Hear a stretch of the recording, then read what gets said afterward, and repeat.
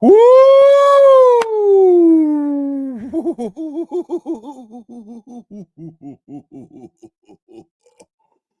Oh my goodness. It's a beautiful day today, isn't it? Man, it's a really, really pretty day. Even if it's raining wherever the fuck you're at, it's a beautiful day. Is it not? Um, yeah, man. We've got plenty to go over today. Uh um so guys, it's really good to see you. I hope everybody's doing well. Um Proctor's fired. Now, got to give credit where credit is due. Okay? Got to give credit where credit is due. Yes, yes. Similar exp, whatever the fuck your name is. It's true. Michael Proctor is now a pizza man.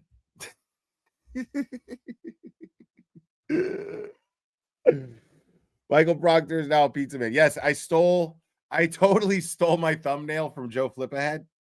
Joe Flipahead posted this meme that was just wonderful. And the way that it was set up, like I couldn't really get the whole picture, but um but yeah, I I I I went ahead and I went ahead and took the liberty of stealing Joe Flipahead's meme for my thumbnail because it's absolutely beautiful. Um, yeah, Proctor is the new Ferris.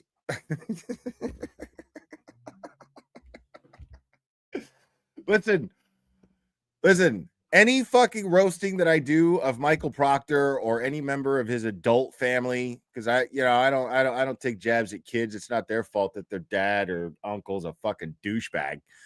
That's got nothing to do with them.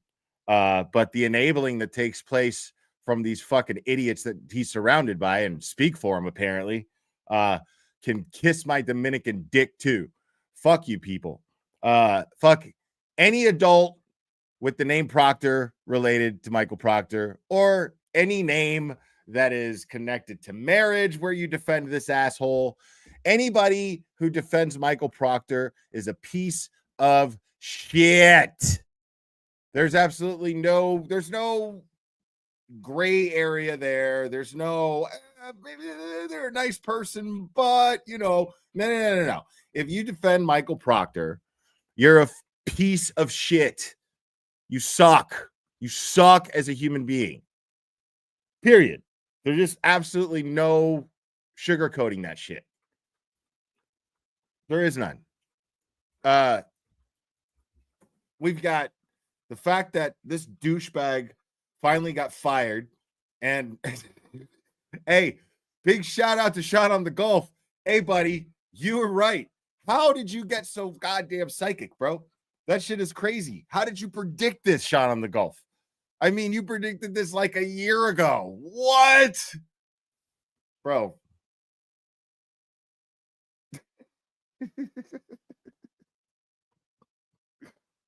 Shot on the Golf was like, you're done. You're done in like a year. I think. I don't know. He's done now, but if it takes a year, then then okay. But you're done at some point. Maybe. I think. If there's a review, what's a review board? I don't know. I don't know anything about a fucking review board. The union? What? I don't know anything about that shit. I just know you're done, but I don't know when.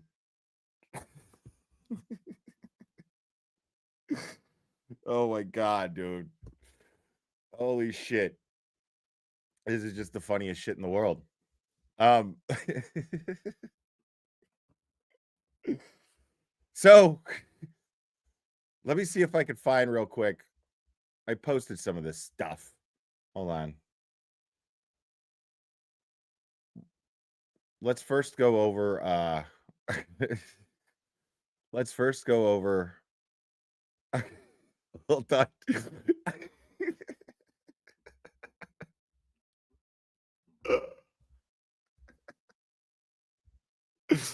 whoever this PBJ Peter Eater 24 is, they won the internet as far as I'm concerned, because they took the simplest meme, and the simplest meme turned out to be the perfect one.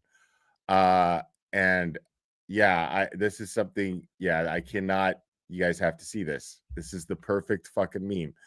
As soon as Sean, here's an actual photo of Sean on the Gulf, getting the news today that Michael Proctor was fired.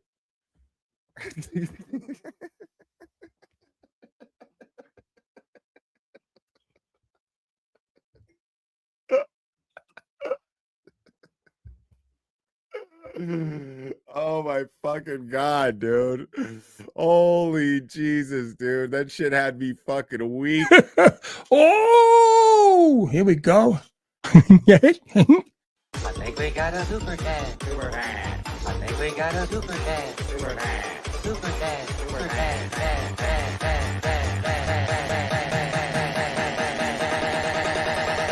I think we got a super cat. How dare you? The super chat dance totally hit different just now. Nora, thank you so much. Will, I love your hoodie, and yes, today is the best day ever. See, because it's pounds and not dollars. See what I did there? See what I did there? I'm fucking gonna die before this live is over. Oh my gosh, that shit is so funny, dude. You're done.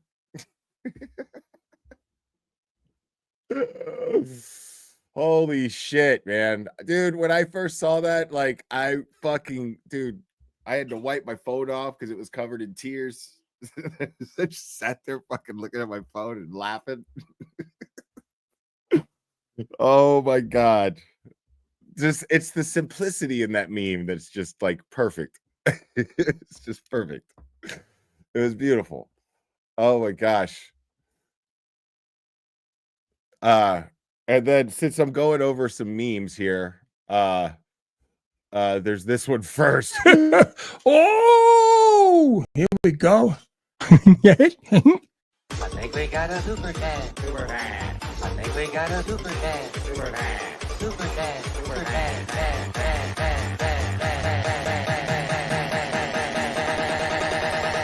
I think we got a super cat. How dare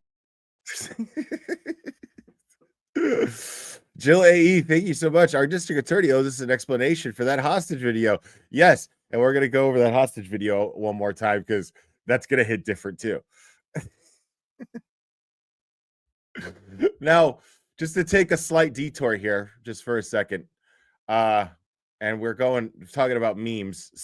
I had to remake this meme because you know how you like click on one and then it like refreshes and you're like, no, and I totally lost it and I had no idea where to find it. I don't know who the original person who did this is, but God bless them.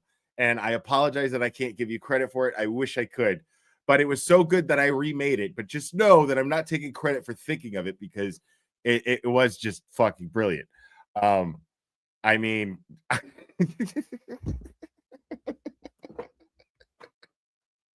holy fucking shit. Holy shit, dude. I cannot with you motherfuckers, man. I fucking can't, dude. This is the best community fucking ever, bro. Like,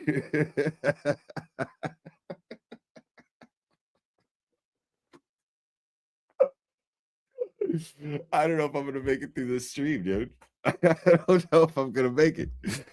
Holy fucking shit. This is too much. You're done. Oh my gosh. All right. Let's stay on Proctor here because I'll get distracted by all kinds of shit here. Oh, never mind. I found it. The person is Jonathan Bowen, and just because, yes, Jonathan Bowen, Jonathan Bowen is responsible for that meme, and and I'm sharing his X account in the chat. So if you're on X, follow Jonathan Bowen. Thank you for that meme because it's wonderful. It's absolutely beautiful. We're very proud of you, Jonathan Bowen.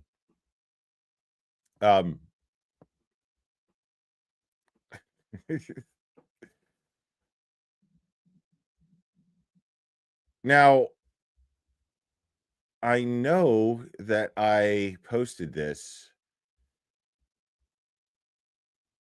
Now, there's a bunch of other stuff attached to it, whatever. But we'll go over that. Hold on. Let me just pull that up now.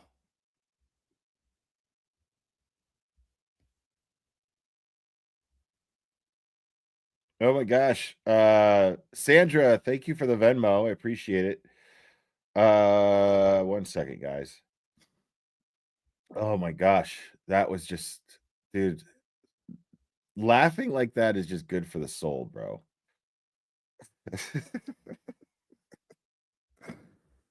Like, and we've all earned it. That's for sure. We've all earned it. I hope that Karen and her family are fucking just laughing hysterically at fucking all the shit that's going on the internet about Proctor today. Okay. Let me do this real quick.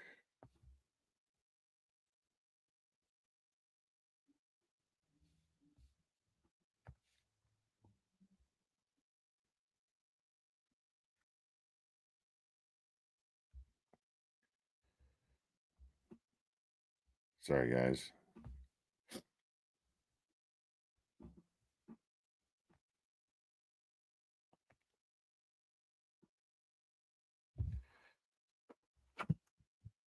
All right. I only sent this to myself to like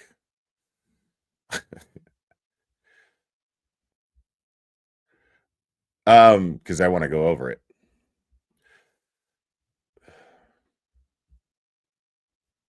And wait, Checks and Balances became a new member. Thank you so much. Wow, thank you. Oh, here we go.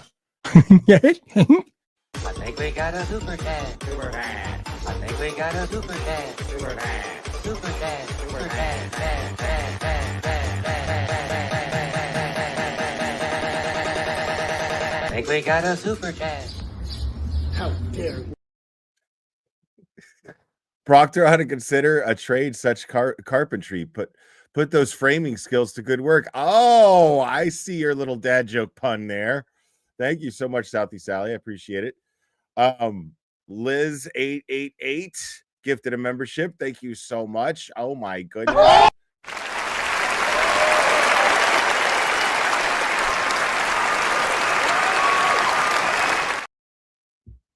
So here we've got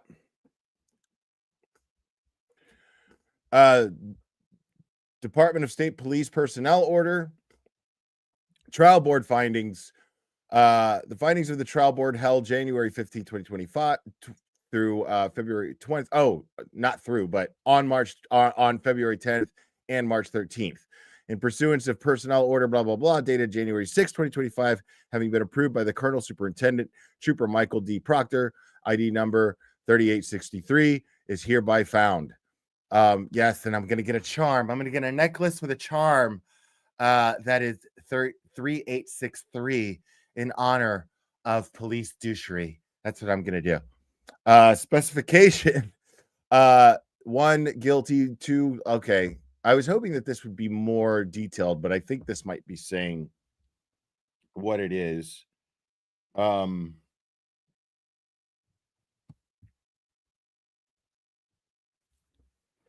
Trooper Proctor, on various dates between January 29, 2022 and August 17, 2022, did fail to conform to the work standards established by the member's rank, title, or position, and or did fail to take appropriate action on the occasion of a crime, disorder, or other condition deserving state police attention.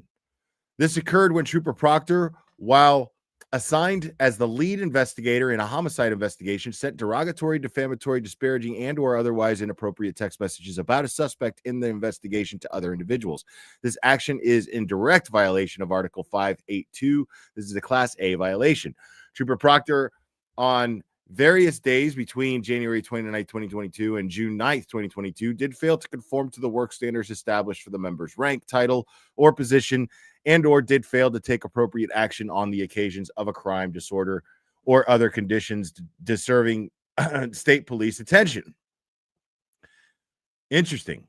This occurred when Trooper Proctor, while assigned as the lead investigator of a homicide investigation, provided sensitive and or confidential information about a homicide victim, potential witnesses, and or potential investigative steps in the investigation to non-law enforcement personnel.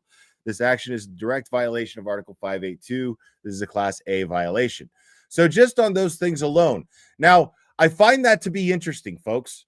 I find that to be interesting because as much as I want to have as faith, and this is interesting because interesting to me only because I'm thinking out loud here, because I was texting with somebody this morning, and it was still pretty early when all of this came out. It's amazing.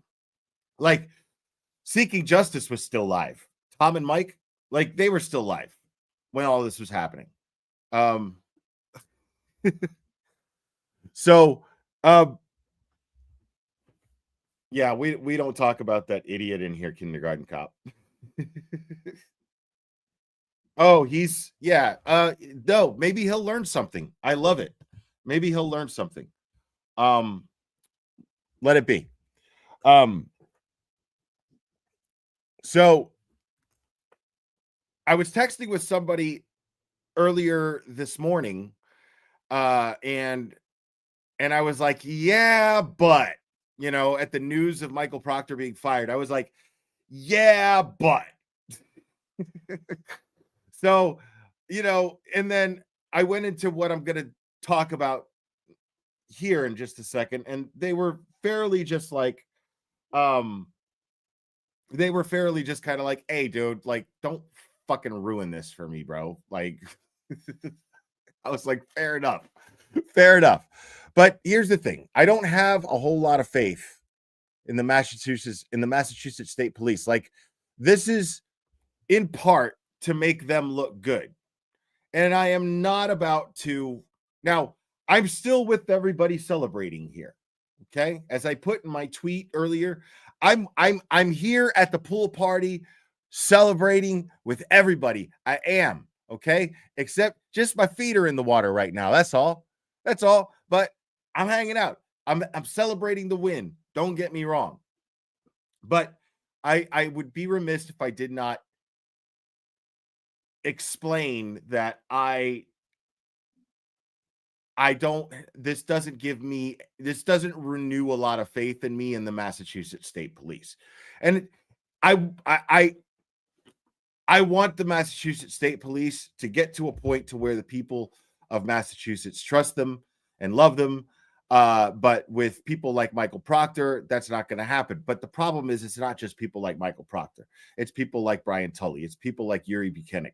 It's, you know, all kinds of things. I don't like about what I read right there is it was all about the text messages.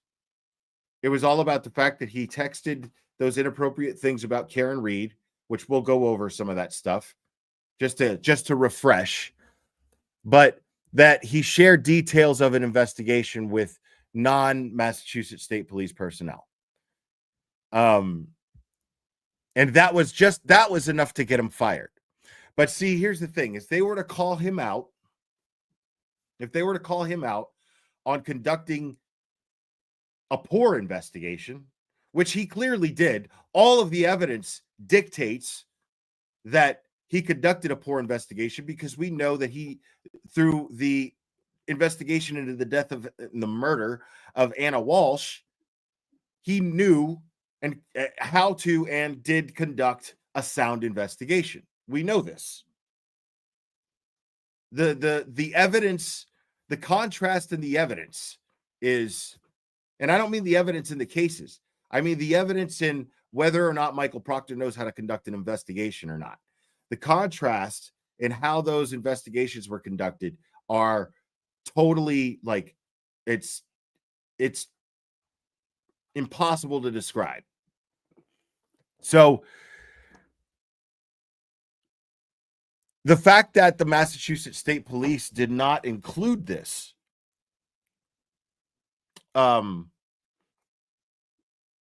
is telling me a lot about the Massachusetts State Police. It's telling me that the Massachusetts State Police, if they were to hold him accountable for the way that he conducted the way he conducted the Karen Reed investigation, that would be used against the prosecution by the defense. So of course they're not going to do that. And B, it means that they would have to hold other people accountable too. Like Brian Tully, like Yuri Buchanan, like Lieutenant Fanning. Members of the Massachusetts State Police, besides Michael Proctor, would have to be held accountable too. And I guarantee that those are fireable offenses, what they engaged in. I mean, they all lied on the witness stand in a murder trial. So forgive me if I'm not hoisting the Massachusetts State Police up on our shoulders and going, yay, hooray, hip, hip, hooray, Massachusetts State Police. Sorry. I still want answers for Enrique Delgado Garcia. I still want answers for him. I'd still like to see it wasn't just Farwell that's accountable for the death of Sandra Birchmore. There are many others in the Massachusetts State Police that conducted that investigation and allowed him to get away with murder for as long as he did. So, sorry, I'm not cheering at the Massachusetts State Police float in the parade right now.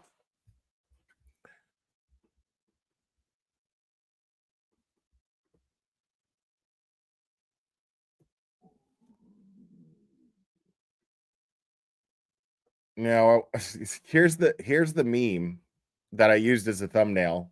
This way you could see the whole the whole thing.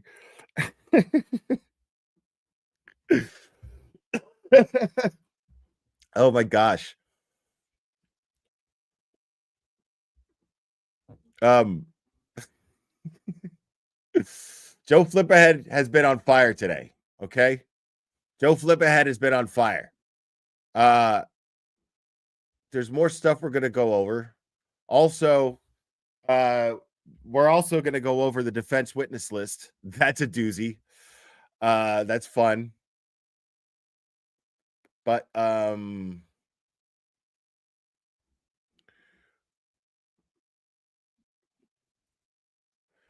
gonna get dinged for this because of the music, but this just to fill you in on the things that he got fired for. This is just a refresher coming from his own face here.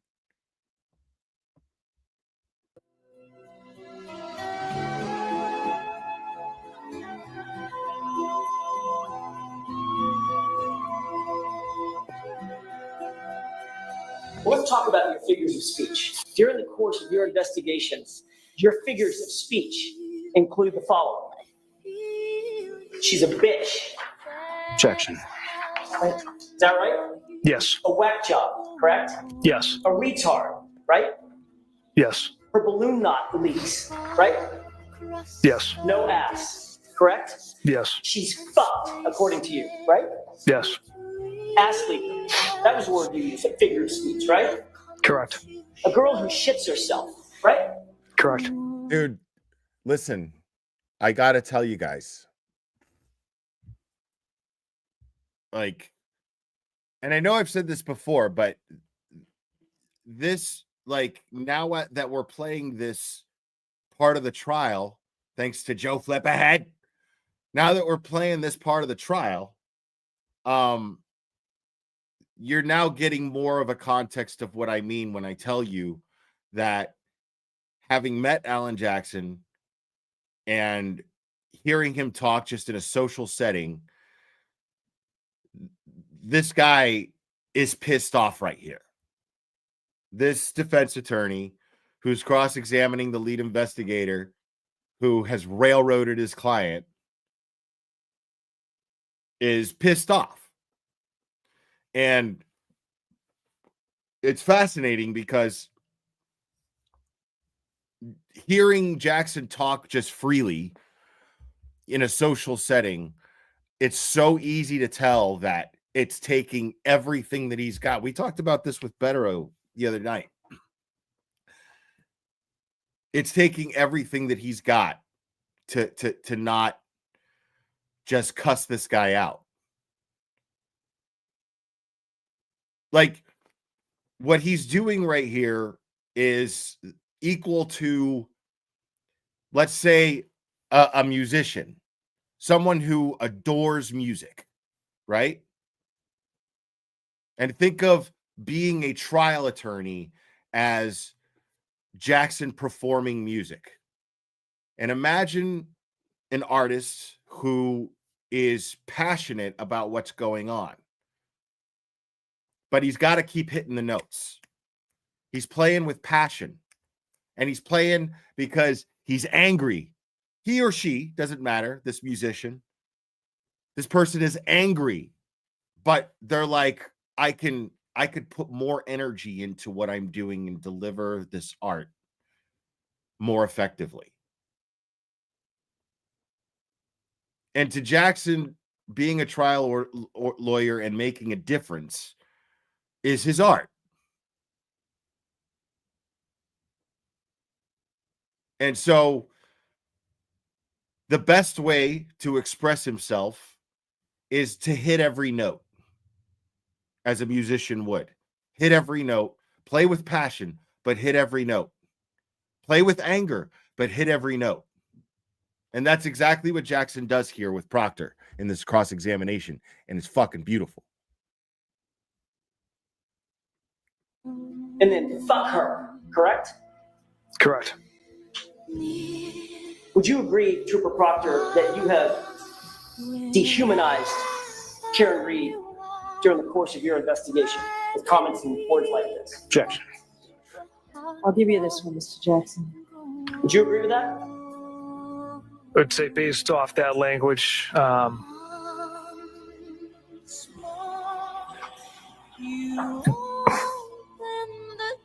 yes.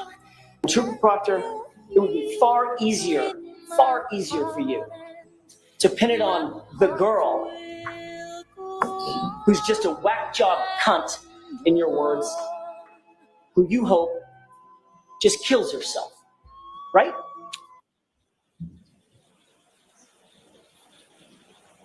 Shame on you, sir.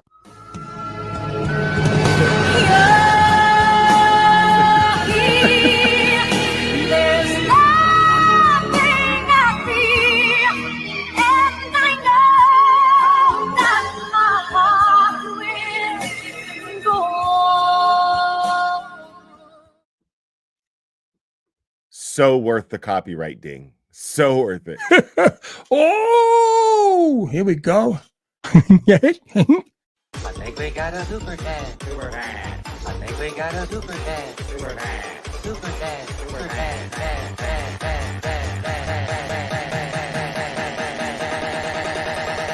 I think we got a super cat. How dare you? Glamasoos, what's up? Thank you so much. Justice is Jackson's calling. I agree. It's just damn good at this shit. Hold on. So now we're caught up as to why Proctor got fired. Now,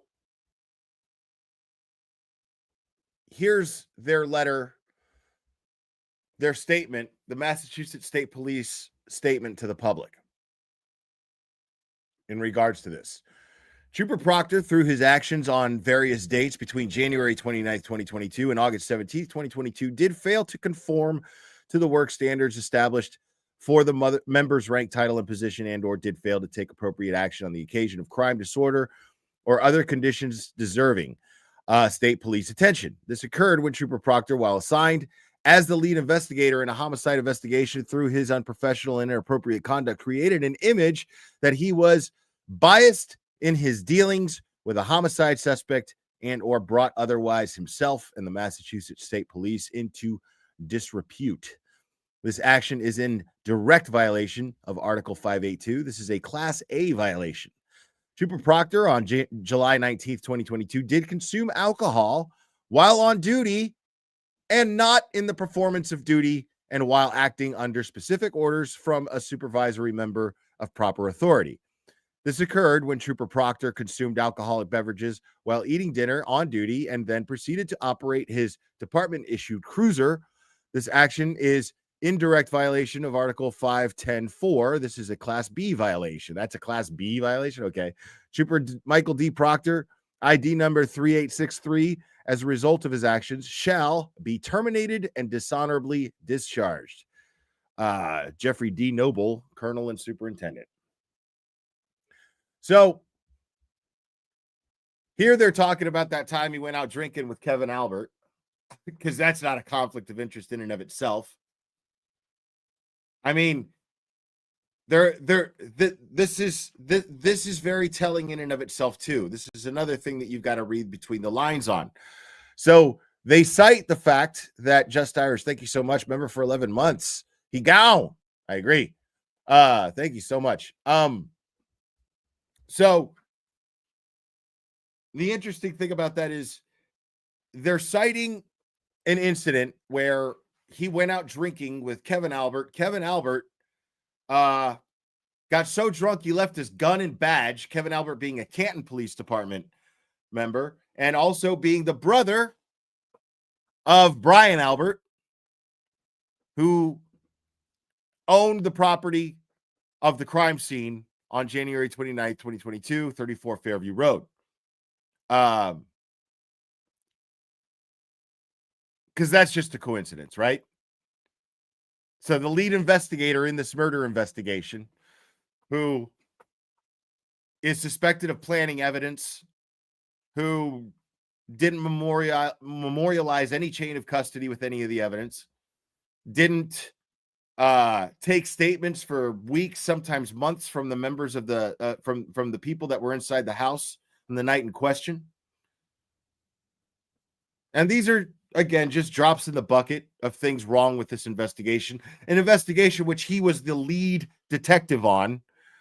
And yet when he gets fired here, none of these things that I'm naming are cited. Again, why? Because they would have to hold other Massachusetts state troopers accountable too. They would have to be held accountable. The Massachusetts State Police would be subject to litigation, most likely, at the very least. So you've got the Massachusetts State Police here that is basically using Michael Proctor as a fall guy to fall on his sword. Canton did the same with Kevin Albert, but he got a much more lenient reprimand. Much more lenient. Didn't he still get vacation time or something? Was he on paid leave? I can't even remember what it was. But it's ironic that they cite this incident where he gets drunk with the brother of the owner of the house, where he's suspected of covering up for. And the other person in this incident is so drunk that he leaves his gun and badge in his cruiser.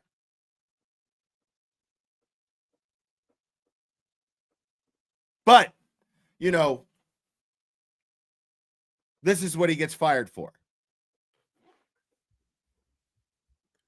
So that right there should tell you. I mean, they don't name Kevin Albert by name in this little letter here. They don't name Kevin Albert by name, but they cite the incident. Because if they name him by name, they'll have to be basically admitting, and they think that they're not, but they are basically admitting that there's a conflict of interest in the entire case.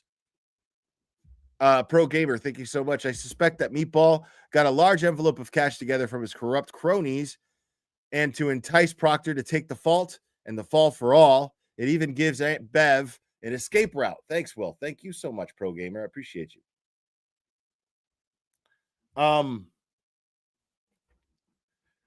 Yeah, this is just unfucking real.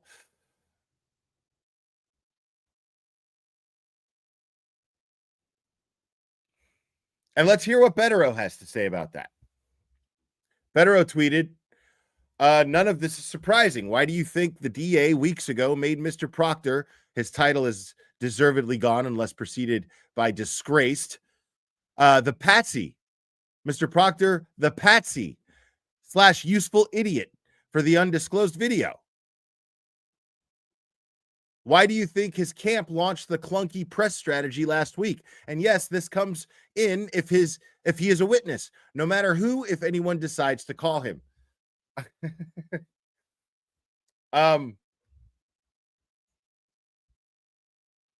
Kim K, thank you so much just for being handsome. Oh, that's sweet. Thank you.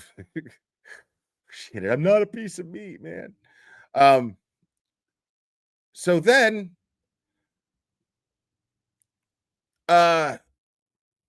there is, of course, hold on, let me delete this because I just put this up there for the sake of, there we go. Then there's the family of Michael Proctor who released this press statement, right? Fun stuff.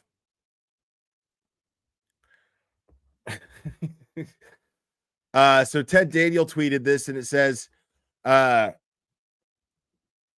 we are truly disappointed with the trial board's decision as it lacks precedent and unfairly exploits and scapegoats one of their own, a trooper with a 12-year unblemished record. Despite the Massachusetts State Police's dubious and relentless efforts to find more inculpatory evidence against Michael Proctor on his phones, computers, and cruiser data. The messages on his personal phone, referring to the person who killed a fellow beloved Boston police officer, are all that they found. The messages prove one thing, and that Michael is human, not corrupt, not incompetent in his role as a homicide detective, and certainly not unfit to continue to be a Massachusetts state trooper. Proctor and his detectives led a meticulous and thorough investigation of integrity, and despite today's wrongful termination and great harm and defamation this case has inflicted on him and his family, Proctor still believes justice will be served. He is grateful for the unrelenting support of the union and the men and women of the Massachusetts State Police. His heart is always with the family of Officer John O'Keefe, who continued to endure a prolonged and unimaginable nightmare. Now, I'm sorry for mispronouncing that. Damn spell check. Fucking autocorrect. I'm just kidding. So this is just fucking ridiculous. An investigation held up with integrity? What? And to say things like his heart is always with the family. Michael Proctor's heart is always with the family of Officer John O'Keefe. How can you say that when you're covering for the people who actually murdered Boston police officer John O'Keefe? Yes, I'm saying that. Michael Proctor is absolutely covering for the people who actually murdered Boston police officer John O'Keefe. Simple.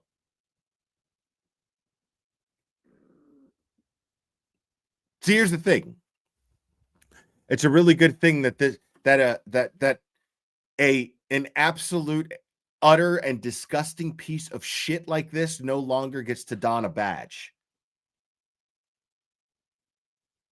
That's, or at least a a service weapon. I don't know if he could still carry. I mean, he didn't get charged with a felony yet. But see, that's where I'm upset, is because as I believe this is a step in the right direction, I think he should be in jail. Michael Proctor is an absolute, utter piece of shit who not only did the things that he got fired for, but he also abused his position of power to frame an innocent woman of the murder of a Boston police officer. We all know this. This motherfucker should be in jail. Prison. Period. Again, as I said, as this is a step in the right direction, and I am celebrating with everyone on this, my feet are only in the pool right now because I want this motherfucker locked up. What's up, Microdots? So, and he's not the only one I want to see locked up. He's not the only one. Now, let me show you guys something real quick. I'm going to take a little detour here.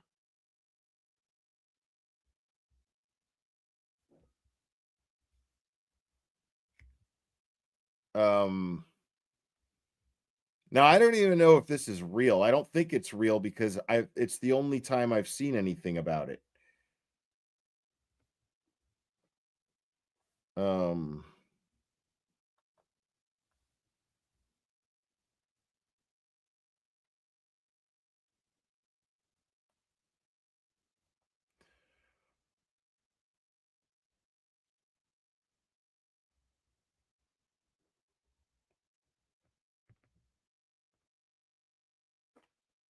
Sorry, I have to send this to myself.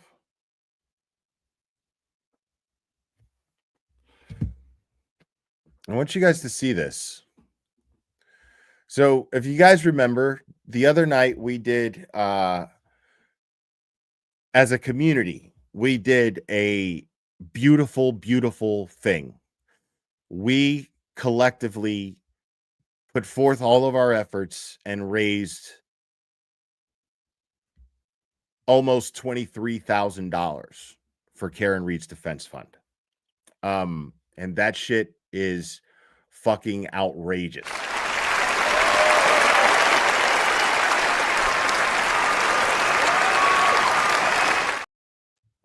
Now that's amazing. Now, someone posted this somewhere. I can't even remember where. I just took a screenshot of it. And this did pique my interest, but I don't know how real this is. I don't know how real this is. But this looks like it was a filed Commonwealth motion for unaired footage, notes, and inner monologues from the Glare live stream.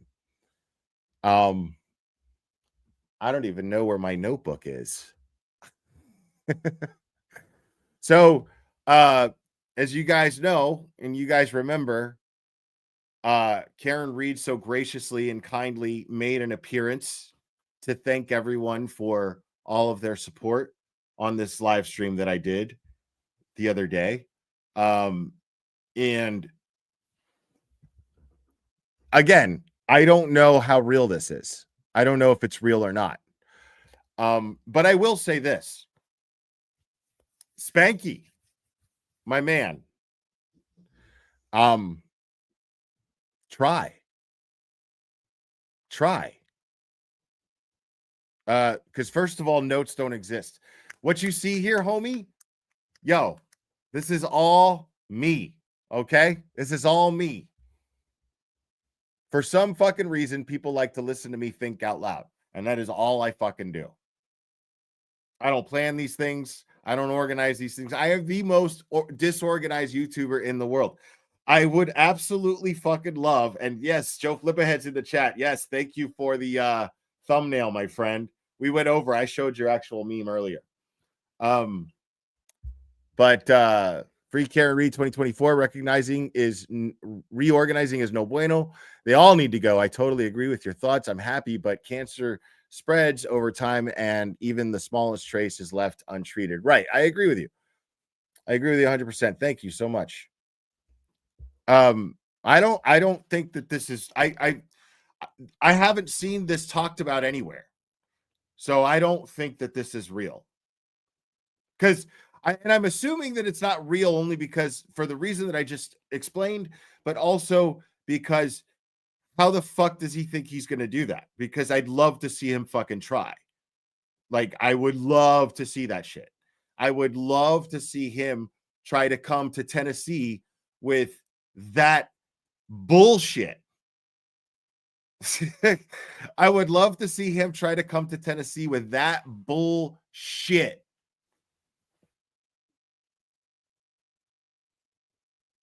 Unaired my ass. Everything I do is aired. That shit's up. It was live. The live chat is still there. All 12 hours. It's there. So, I don't know. I'm calling bullshit on that right there. I'm calling bullshit on that. But I would love to see Spanky try. You're no Massachusettsan is gonna fuck with me in Tennessee, and they know it. They know it. Like, I'm one of their own here. Like, you're not bringing that blue shit here. That blue bullshit's not gonna happen here. Guaranteed. I promise you that.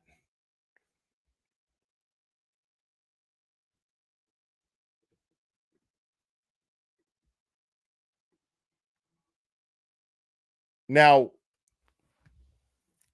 I do want to go over. We are going to go over the witness list, okay? The defense witness list, but I got to celebrate this very, very wonderful thing here. We're gonna watch something here, okay? And we're gonna watch it fast, all right? Because it is like 44 minutes long. But listen, I know you guys are pissy about Vinny Politan, okay? Vinny, I like Vinny. Just gets on my fucking nerves. But I like Vinny, all right? We're going to watch the latest Vinny thing on Court TV, bro. And there's a good reason for that, all right? In the early morning hours of January 29th, 2022, a chilling discovery shattered the quiet of Canton, Massachusetts. Boston police officer John O'Keefe was found lifeless outside a colleague's home, his body frozen in a winter storm.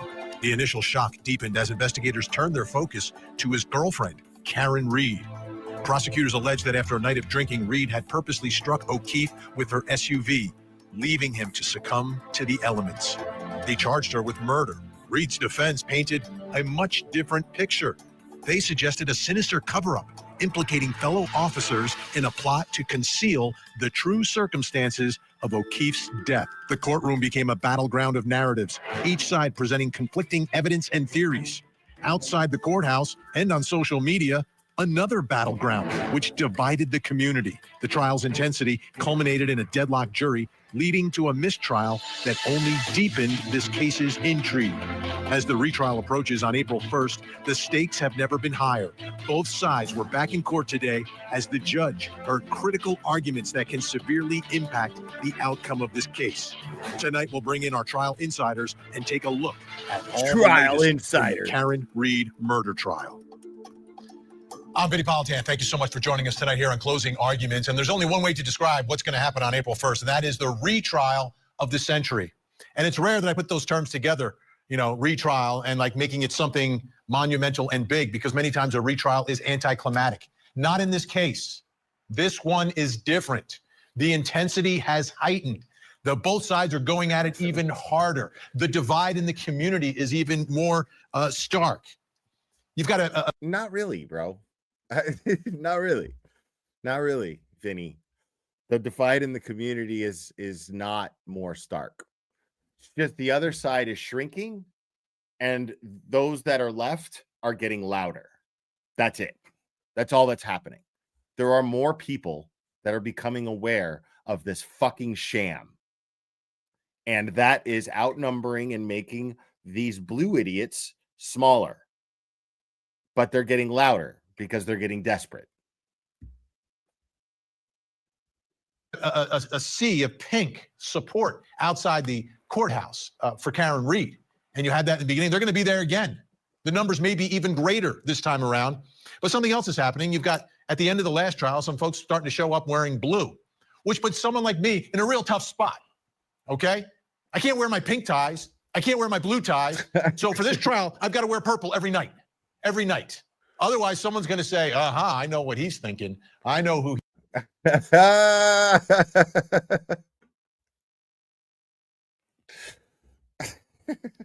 he's cheering for here. I'm looking for the truth. That's all. I'm going to be staying in purple throughout this trial. Unbelievable. But that's the way it is. It's very personal. Cry me a fucking river, Vinny. It's extremely personal. Say something go ahead, post something on social media against one side or the other. See what happens to you. Now that's the battle outside the courthouse. That's the battle on social media. The battle will be won inside. Now, he's not wrong, but the problem, Vinny, is, listen, I got to stick with my pink people here on this one, okay? Like, because the fact is like, there's too much evidence for anybody with common sense to not choose not only a side, but the right side.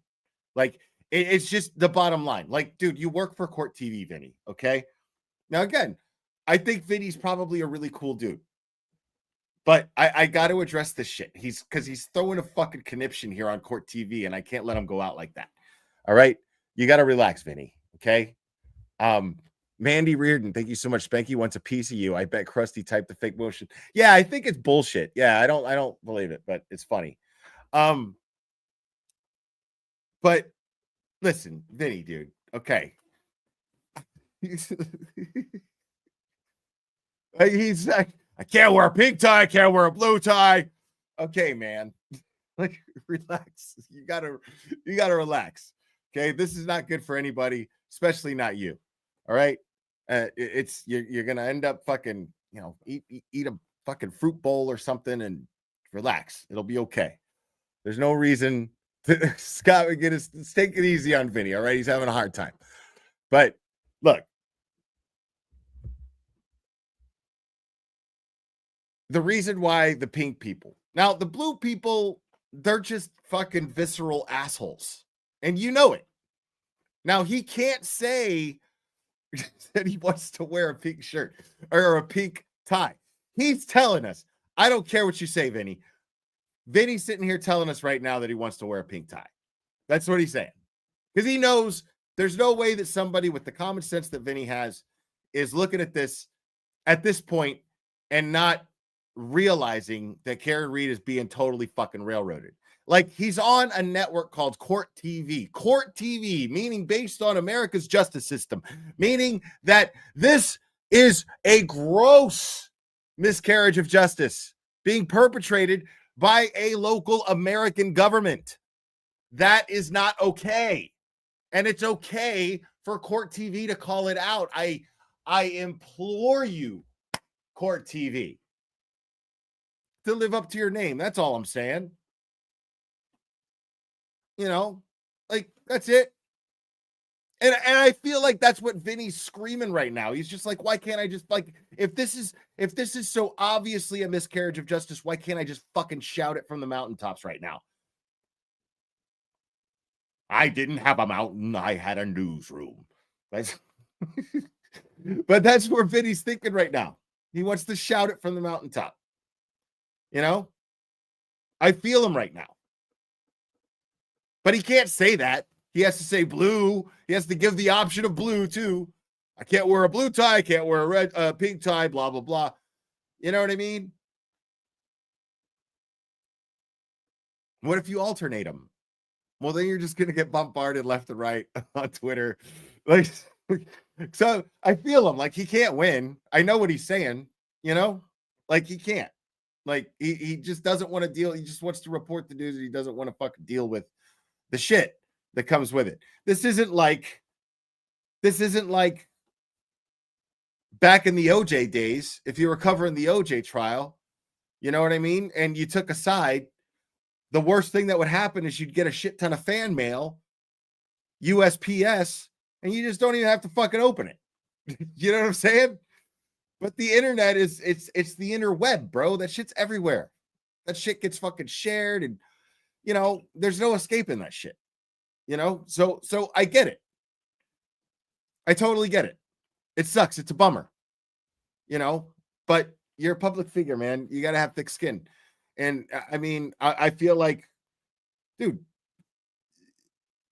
I don't think there's anything wrong with Court TV getting behind the justice system being properly utilized to get justice. Like, there's nothing unethical on their part to do that. You know? I mean, at this point, you don't even have to say guilty or innocent. Just, dude, why this is still going on is beyond me. This is a waste of taxpayer dollars. This is there's no case here. There's no reason why she should be being prosecuted on such little evidence.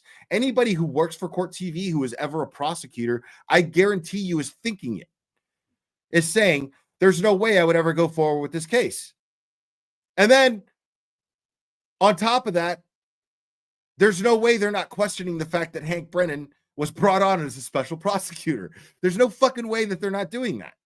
There's no fucking way. There's no way you're going to tell me that somebody at Court TV that's high up doesn't fully fucking understand that is the shadiest shit that you have ever seen in a high profile case. Whitey Bulger's lawyer brought in by a DA who was under federal investigation as a special prosecutor. And that's not like, if I'm Court TV, I'm talking about this. I'm talking about this because this is huge. And all you got to do is just put those facts out there and anybody makes up their own mind. But those are vital facts to understand about this case. So, and I feel like Vinny is exploding because he can't. He has bosses that are saying you can't do it for whatever reason. And it's driving him nuts. Inside the courtroom. And, you know, right now there's the legal battle that's taking place. And the legal battle is the one before the trial, where both sides are trying to limit each other's evidence, making accusations against one another, and Judge Cannoni has to make rulings. That's the legal battle. But the most important battle will be when the trial actually begins and the jury gets to hear the evidence.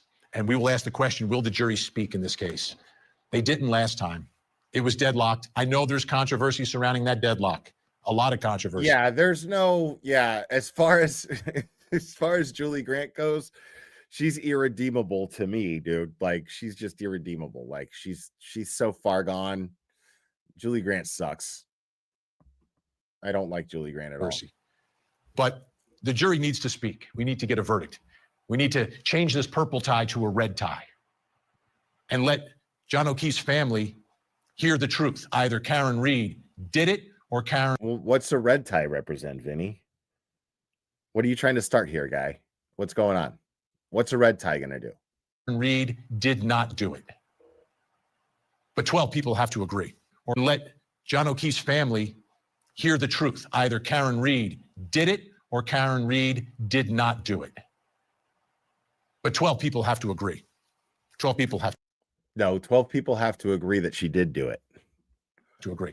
So as the buildup to this case, which is just around the corner, April 1st, jury selection, folks. Oh, God. There's a lot of other things happening that make this the retrial of the century. Red is his verdict. Added Intensive Okay, you guys see, this is why I love my chat. Thank you guys. Appreciate that. All right, so red is Vinny's verdict tie. Got it. of coverage. We had been doing it from the beginning, right? Like you go back years here on Court TV and Closing Arguments, but in other places, including a documentary that just came out that's covering this case, has sort of an inside look at some of the information. Well, guess what? I've been watching that shit. Like, I'm not done. I'm like in the middle of the last one where it's really talking about the support for Karen Reed. And I like that. I like that a lot. There's a lot of stuff about it that I liked. I feel like they failed to give a lot of information. But I feel like they fairly portrayed the McAlberts. I do. Regardless of the shit with the director and the creator of Unsolved Mysteries, this Terry person, whoever the fuck she is, whatever. And regardless of what happened behind the scenes with her and Karen Reed's defense team, I liked to see them in the war room. I enjoyed watching that. I enjoyed seeing Karen's perspective, because the thing is I could see how easy it is to twist Karen's shit up. You know, I could see that, but having met her and having spent significant time with her and her family, you know, seeing her how she is, and I barely actually talked to her really, but seeing her interact with other people and be in a conversation and everything, she's comes off as a very sincere person. But I can see, if your mind is made up about her, how you're going to be able to twist her facial expressions up to mean something and blah blah blah, because you want to villainize her, and she's not holding back. She's at fuck it mode now because she's innocent and she feels she has nothing to hide, so she's just going to be fuck. You know, I'm not going to hold back. I'm going to say what I think. Yes, I'm going to do a nasty fucking impression of Peggy O'Keefe, because Peggy O'Keefe is sitting in a courtroom every day hoping that I go to prison for the rest of my life for something I didn't do, and she doesn't even want to hear the evidence that proves that I didn't do it. So Karen Reed hasn't earned the right to do a nasty impression of Peggy O'Keefe. Fuck out of my face with that. But I could see people who are just like not really versed on everything, and they're just like, oh, well, look at how she talks about the mother of a victim. Okay, but educate yourselves on everything before you get there. That's all I'm saying.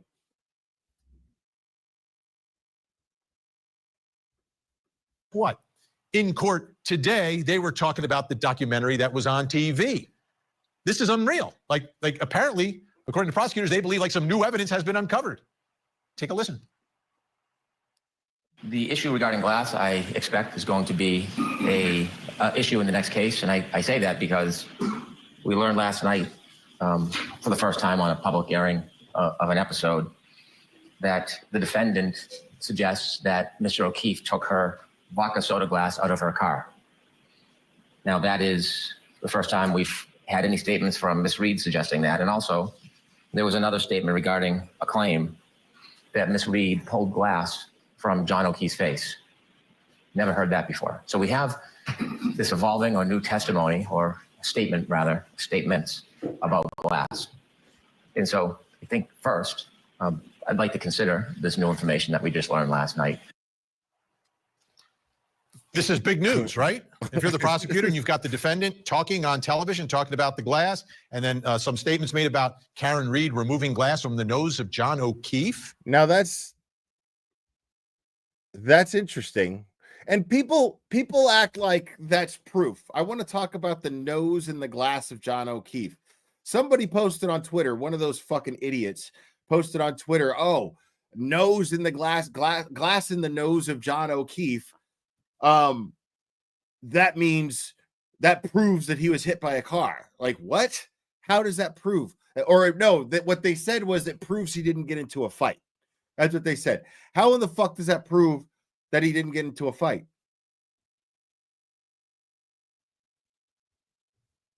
I mean, I could give a hypothetical scenario right now.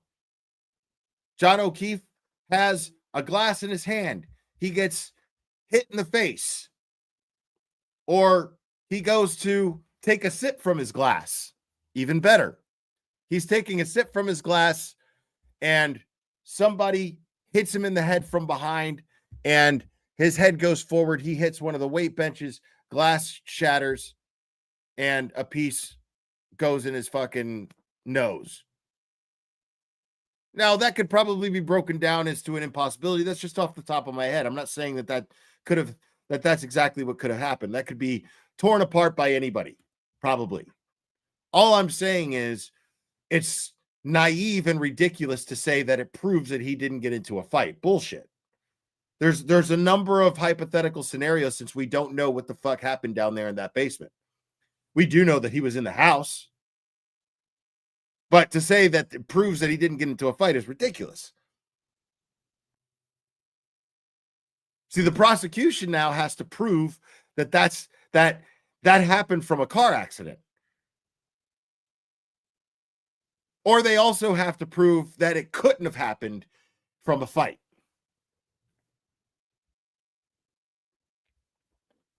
Dorothy D, thank you so much. Great live. First time catching your live. Love it. Oh, awesome. Welcome. Appreciate it.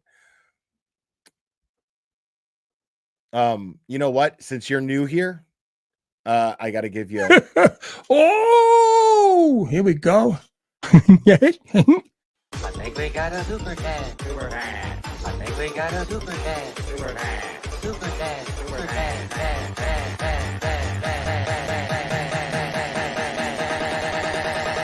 I think we got a super cat. How dare you. welcome, Dorothy D. Thank you again. Appreciate it. Look at Vinny's face. He's like, what the fuck?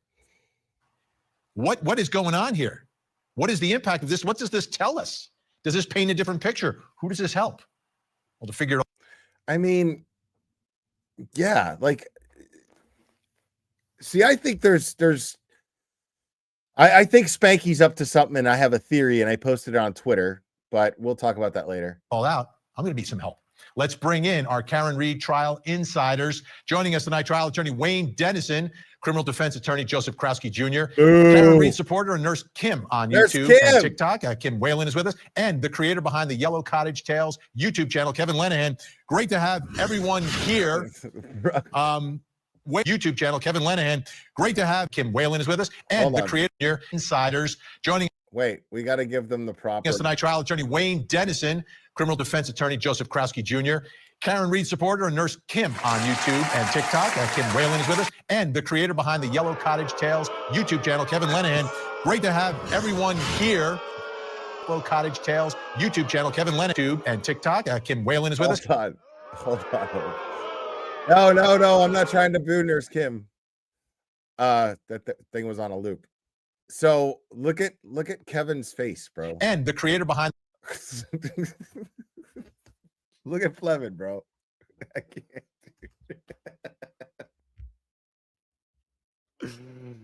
Plevin is an apparition, dude. Like Court TV, you have ghosts on your panel, bro. Like why do you have poltergeists on your panel? What the fuck is going on, Court TV? Like how? Don't you know that Plevin died of cancer like a couple of years ago? Don't you know this? Like, see that doorknob? Right back there. See this doorknob right here? Like, he can't grab it because he's an apparition. He can't grab it. Court TV. Like, I'm trying to tell you, Vinny. I don't know what you're doing, guy. Behind the Yellow Cottage Tales YouTube channel, Kevin Lenahan. Great to have everyone here. Wayne Dennison, is this a problem? What is all of a sudden now we're talking about the cocktail glass? We're talking about Karen Reed pulling glass from the victim John O'Keefe's nose? Yeah, it is a problem, and it's a problem that is actually self-inflicted. This is a defendant, unlike any other defendant I have ever seen, who decides to talk over and over again. She gives interviews to Vanity Fair. She participates in a documentary. Everything that comes out of her mouth is an admission that can be used against her in court. And this is likely to be a problem. Kim, were you surprised? You need to shut the fuck Yeah, it was surprising, Vinny. Kim, were you surprised? Yeah, it was surprising, Vinny. Thank you for having me on tonight. And I hadn't heard that previously, but There's I will Kim. say that, in my opinion, having the story of debris being moved from Officer John O'Keefe's And she's wearing her pearls, y'all. She's wearing her pearls. face had been reported previously in Karen's, any interview she had done. And I think that it's more consistent or concerning for the Commonwealth's case when you're still having active bleeding, which was described by her. If somebody had been in the snow for 6 hours at 18 degrees, that's not really consistent in my medical opinion. Kevin, is this the first time you're hearing anything about a piece of glass being removed from John O'Keefe's nose? Yeah, absolutely. In a previous life for many years, I was a bar owner, a bar manager, bartender, been in the middle of way too many fights, had bottles thrown at me, seen glass everywhere, and I have never seen a... No, Plevin, I can't imagine someone getting so fucking pissed at you that they fucking throw a fucking bottle at you, guy. I can't imagine a drunk asshole with no patience getting sick of fucking hearing Plevin talk and throwing a goddamn bottle at him. I can't imagine that at all. Never. A fight that ended up with a broken piece of glass inside somebody's face. So there's a really strange story for Karen to tell because it's hard to imagine how John could be in a fight inside the house and end up with a piece of glass inside his face. But it's not hard to imagine how when he's struck by a 6,000-pound vehicle at 24 miles an hour. You hear his bullshit. Like, I can break down his bullshit like so easily, which I'll do in justice. Oh, here we go. Yeah. I think we got a super cat. Super cat. I think we got a super cat. Super cat. Super cat. Super cat.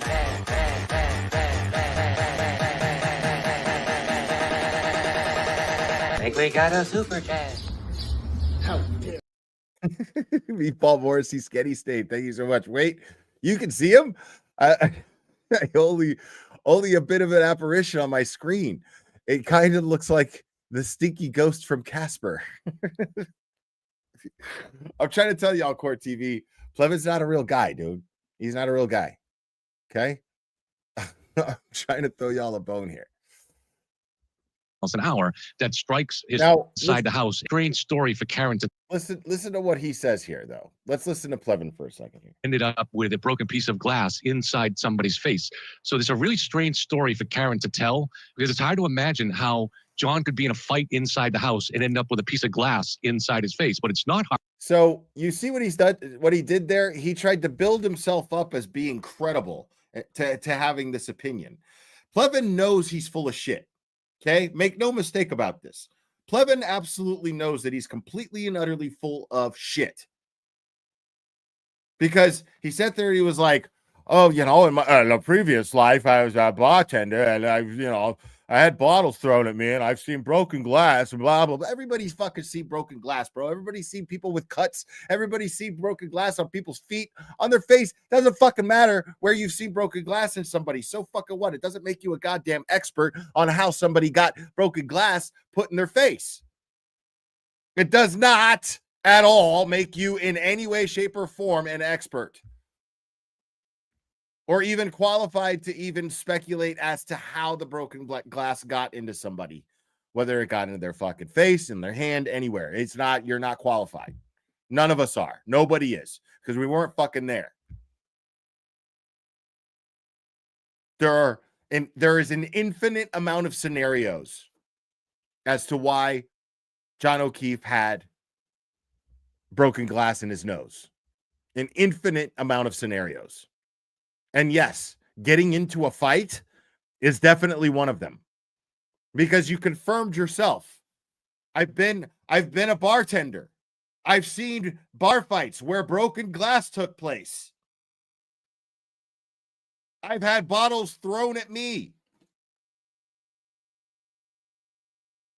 So are you trying to say that glass doesn't break in a fight?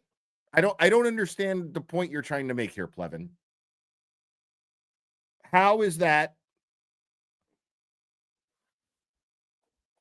So he sets this up so that he can say and sound like an expert and go, I don't see how this could have happened in a fight. You just explained that it could have. By trying to make yourself sound credible, you completely shot yourself in the foot and trying to like set up this bullshit theory of yours and say the only way it could have happened is, how does he say? What? Not hard to imagine how when he's struck by a 6,000 pound vehicle at 24 miles an hour, that strikes, his hand is holding the glass and hits the front panel and it shatters and glass pieces fly everywhere and a shard sticks in his face. So right. That's the scenario. The only possible scenario, Plevin, right? That's the only possible scenario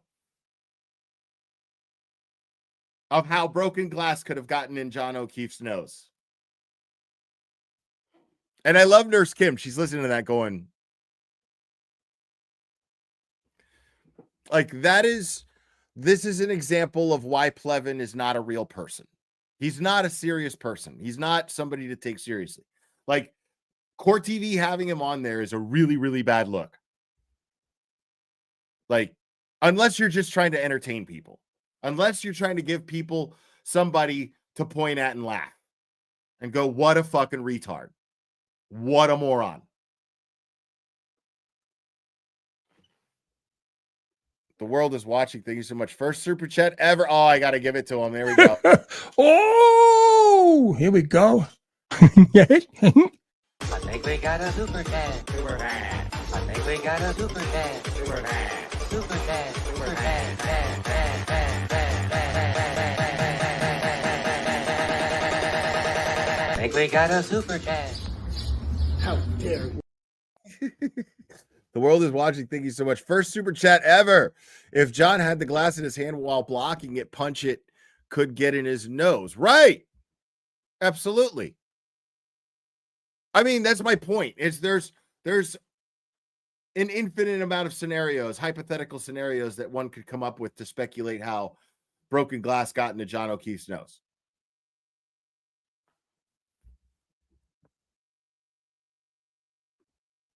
That too. Olivia Now right there. Does Plevin not realize that the defense theory is that John O'Keefe's body was staged? Hence, broken glass would have been staged.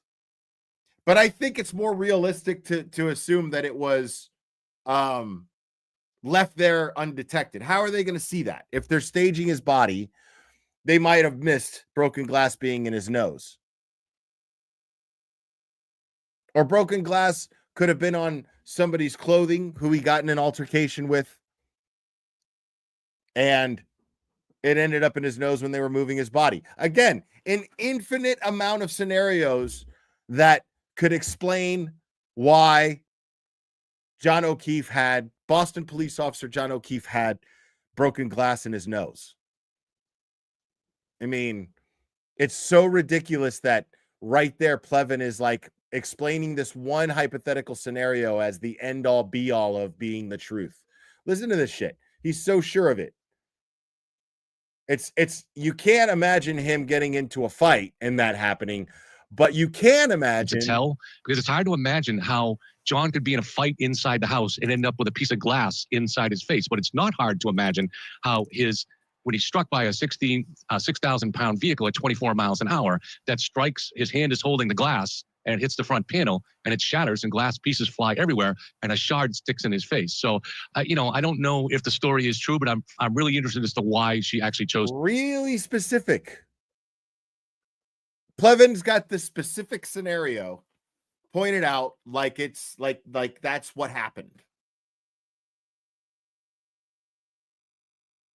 But I follow the evidence, blah, blah, blah, blah, blah, blah. Shut the fuck up. Chose to tell that story. Joseph Krosky Jr., how does this play in the retrial, this little factoid? Look, defendants have a monumental constitutional right to remain silent prior to trial and during trial. The jury can't even consider that. My bad, guys. Hold on. I forgot to do this.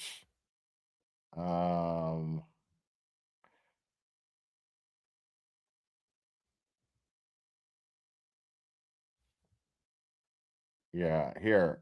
And I always do this. I just forgot. Here is the defense fund link for Karen Reed. If you're feeling generous, please. She could use all the help she can get.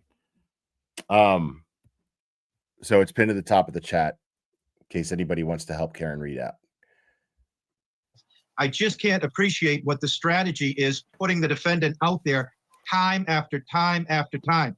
If she wants to get her story out there, hold back. Say less, testify at trial.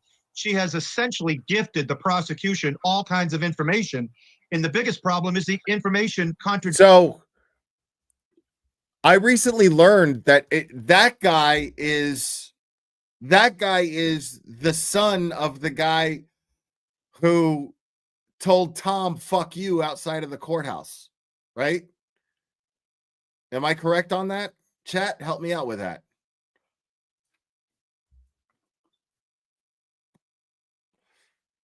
Right, Krowski. Yeah, that's him. His dad is Jill Daniels' lawyer, right? That's Colin's lawyer, but his dad is Jill Daniels' lawyer. And that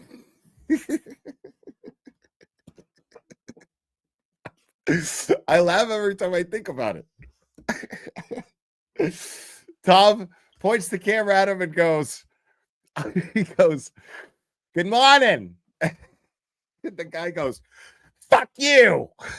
That guy's dad. That guy's father did this. He goes, fuck you. And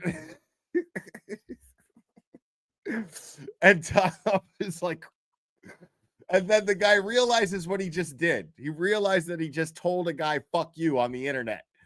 And he goes, that wasn't very nice. And Tom's like, what? Good morning, or fuck you.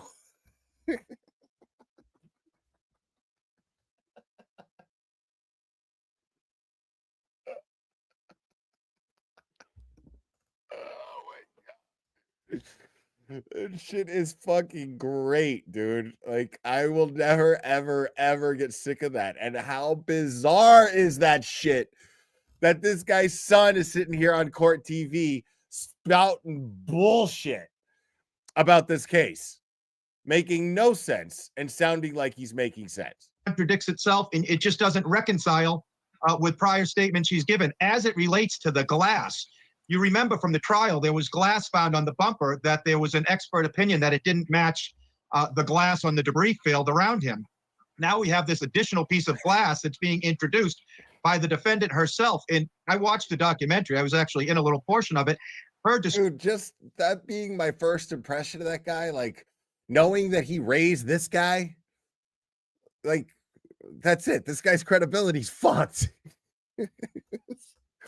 His integrity, as far as I'm concerned, between that and between the fact that this guy always says the most stupidest shit in defense of the McAlberts when he's on court TV, between that and the fact that that dude, Jill Daniels' lawyer, raised him, is enough for me to just never ever take this guy seriously. Not a word this guy fucking says. This guy has as much credibility with me as Grant does.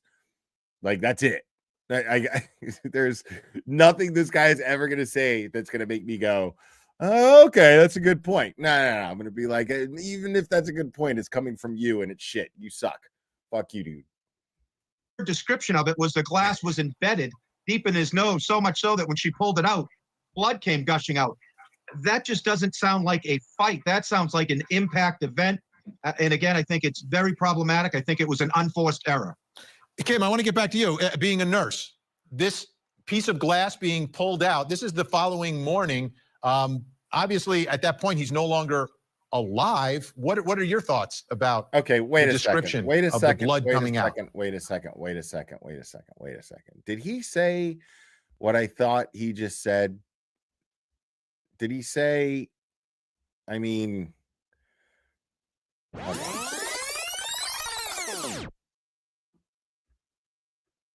blood came gushing out. I watched the documentary. I was actually in a little portion of it. Her description of it was the glass was embedded deep in his nose, so much so that when she pulled it out, blood came gushing out. That just doesn't sound like a fight. That sounds like an impact event. And again, I think it's very problematic. I think it was an unforced error. Kim, I want to get back to you. That's interesting. So let me get this straight. Impact events don't take place in a fight?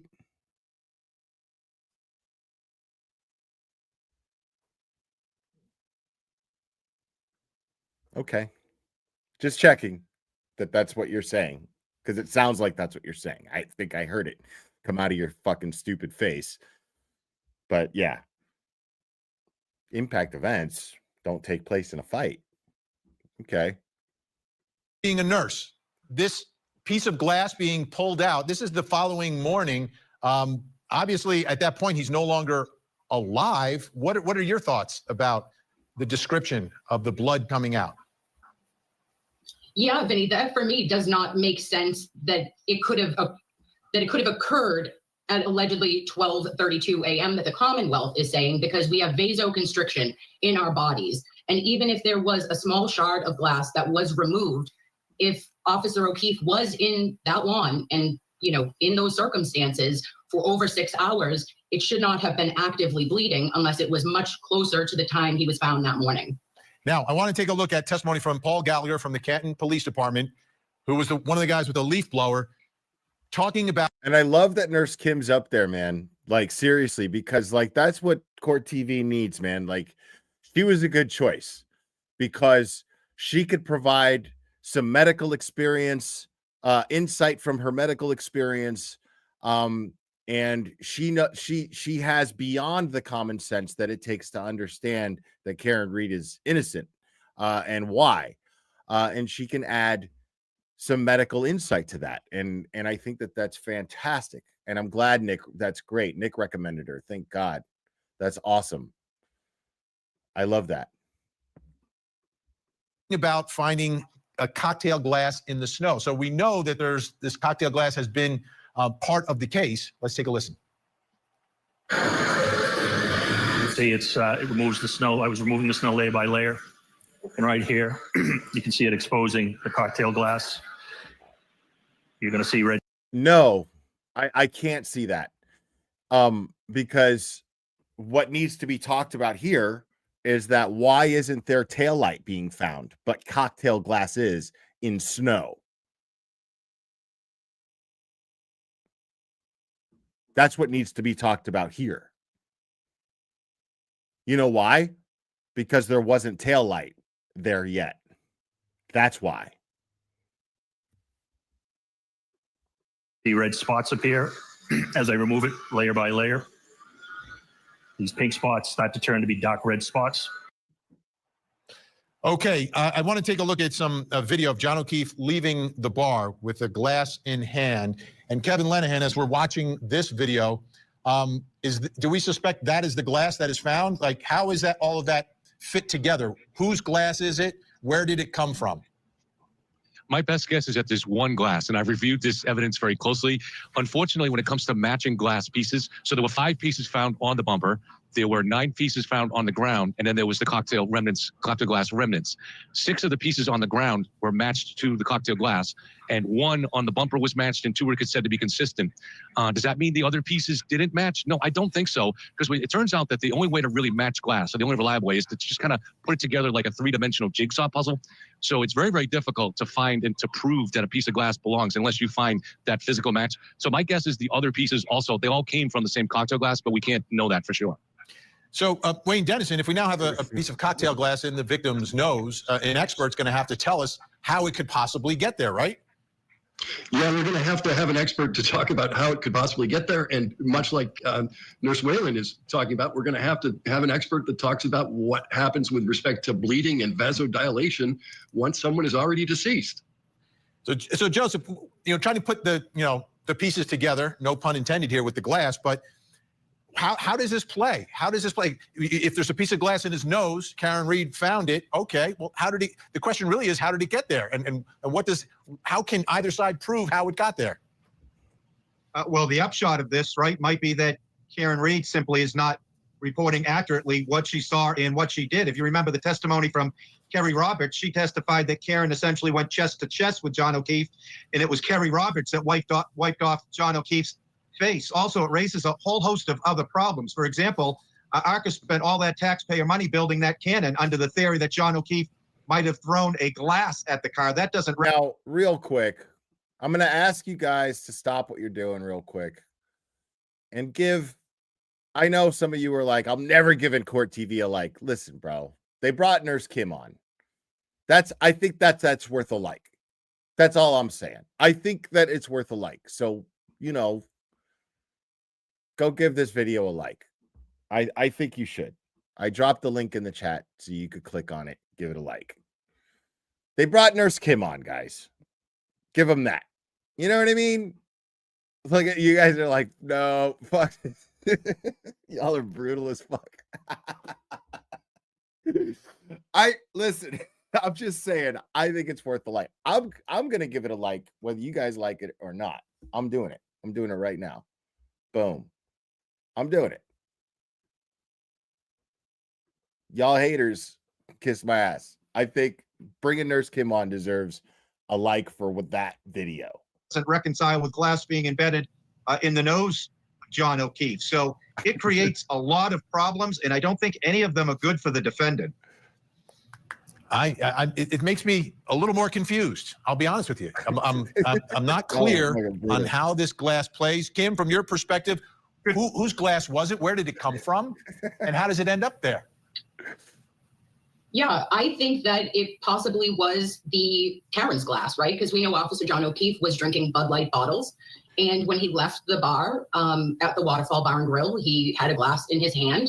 I would say, though, that even after Karen went chest to chest with him, she was the one providing mouth to mouth. So her being at the top would make sense for her to possibly move debris and or a piece of glass from his face. All right. Our insiders are staying with us. We've got a lot more to get to, including what is the motive, the alleged motive going to be? Because there's some evidence that came in the first trial that's not coming in the second trial. We'll talk about that. Plus, coming up next hour. Tonight on Benny Politan investigates the mysterious disappearance of Sudiksha Konanki in the Dominican Republic. What are her parents now saying, and why haven't investigators found her? The Aruba. Having what? We do not intend to introduce evidence about the Aruba event. Okay. I reserve the right, if the defense opens the door, then we may proceed with it. But in our case in chief, Now, we don't I'm intend glad to this is introduce coming any up. evidence from the Aruba event. Okay. There we go. The Aruba. See, the Aruba event, let me give my thoughts before Vinny does here. The Aruba event and Brennan not bringing up the Sullivan sluts. That him not calling them up is, I mean, that was Lally's whole basis of a motive last trial. That was Lally's whole basis of a motive last trial.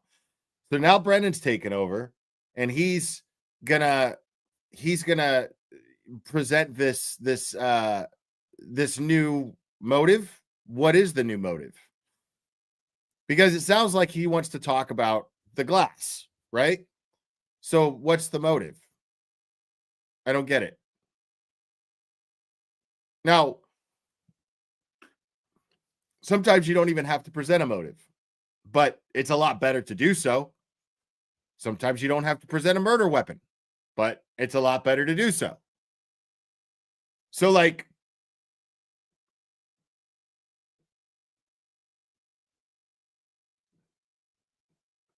it's going to be hard when you don't actually have any reliable evidence that Karen Reed struck Boston police officer John O'Keefe with her SUV. And the ARCA experts are allowed to testify now. We know that. So the jury's going to hear testimony from the ARCA experts. I trust the defense is going to learn from their mistakes last time. And not necessarily their mistakes, but things that took place last time and how to improve on that and make sure that the jury knows that they were independently hired and why they were independently hired. Hopefully that can happen. So I'd love to see what Spanky thinks he's going to do here. Where's the motive now? That she was just drunk and mad and it was impulsive. I mean, that's his best bet. Honestly, that's his best bet. But the problem with that is your physical evidence is going to have to back that up.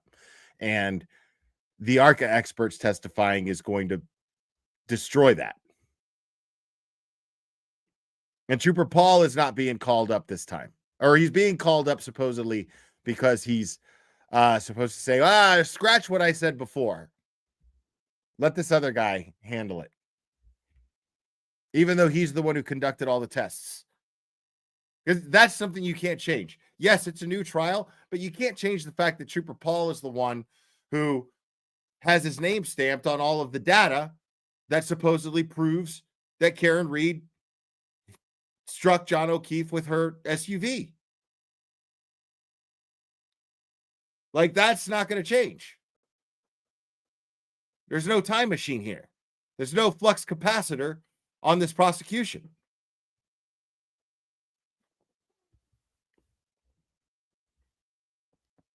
So it's going to be interesting. Aruba event. This was the big blowout fight that prosecutors say Karen Reed and John O'Keefe had, which made its way into the motive, the bad blood between Karen Reed and John O'Keefe, the jealousy that fueled the motive for her to take the life of John O'Keefe. Right? This is a murder case. This is a murder trial. That's part of the motive. Aruba, for those of you who don't remember, it involved the Sullivan sisters. Here's Marietta Sullivan testifying at the first trial about what happened in Aruba. Don't flip ahead. After Mr. O'Keefe said, "Calm down, that's Laura's little sister," I said, "Hi, nice to meet you." That's when Miss Reed's head snapped up, and she very loudly told me to go myself across the lobby. And I said, "Yeah, you too," and walked away. I went straight up to my older sister, Laura, who was out to dinner with the couple the night before. I went up to her and I looked at her and I said, "John O'Keefe's girlfriend?" And she looked at me.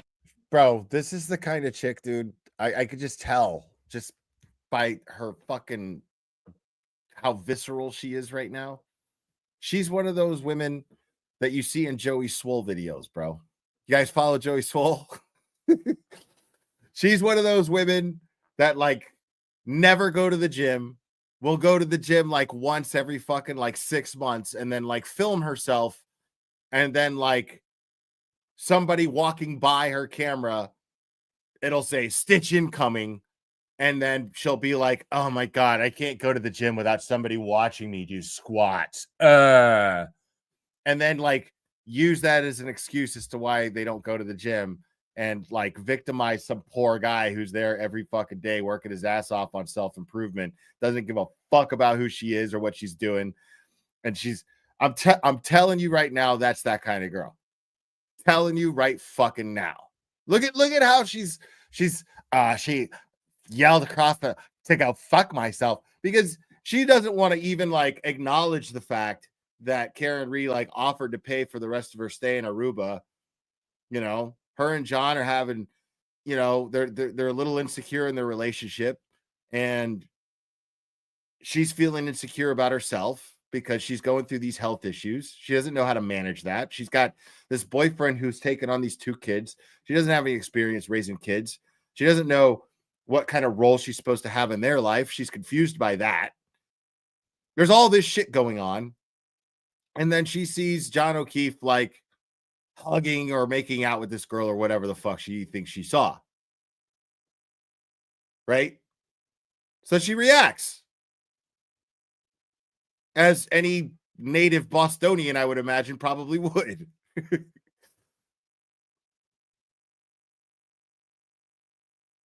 So, like, Knick-Knack, thank you. The Trollop sisters. Thank you so much. So, you know, she doesn't want to acknowledge that Karen Reed tried to make it right. She felt a little embarrassed that she let her emotions get the better of her and put her in a position where she acted a little unladylike. So she tried to make it right. She took accountability for it and tried to make it right. That's what you're supposed to do. It's what anybody does. Anybody who makes a mistake, that's how you make it right. People get shit on for doing things like that when they don't take any accountability for it and then try to blame everybody else for their actions. That's not what she did.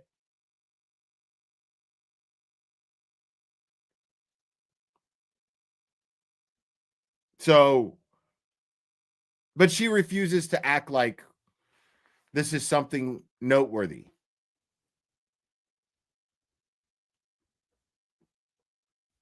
To me and said, Karen. And I said, yeah, you guys like her? She said, yeah, she's okay. And I said, well, she sucks.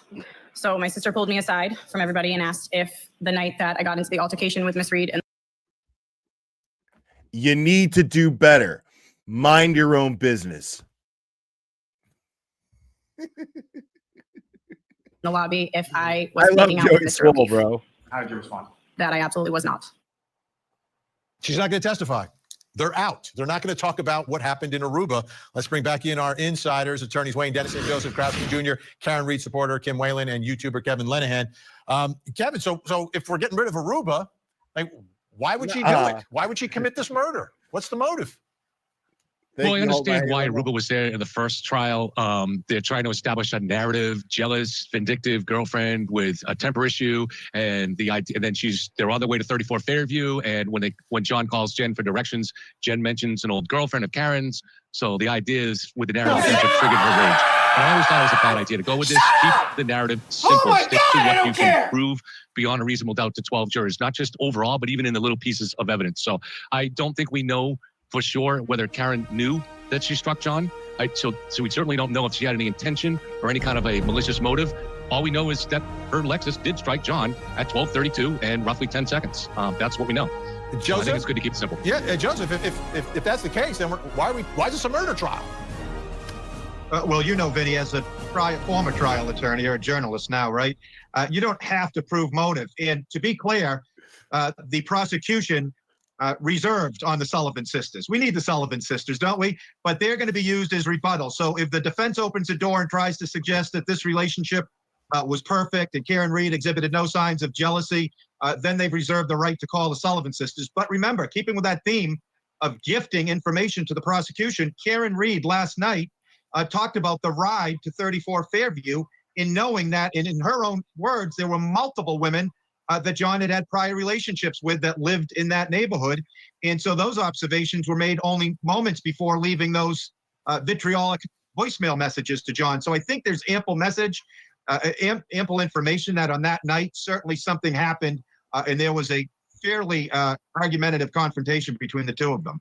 Let's take a listen to some testimony from some of the other witnesses talking about the potential for jealousy and other women in John O'Keefe's life.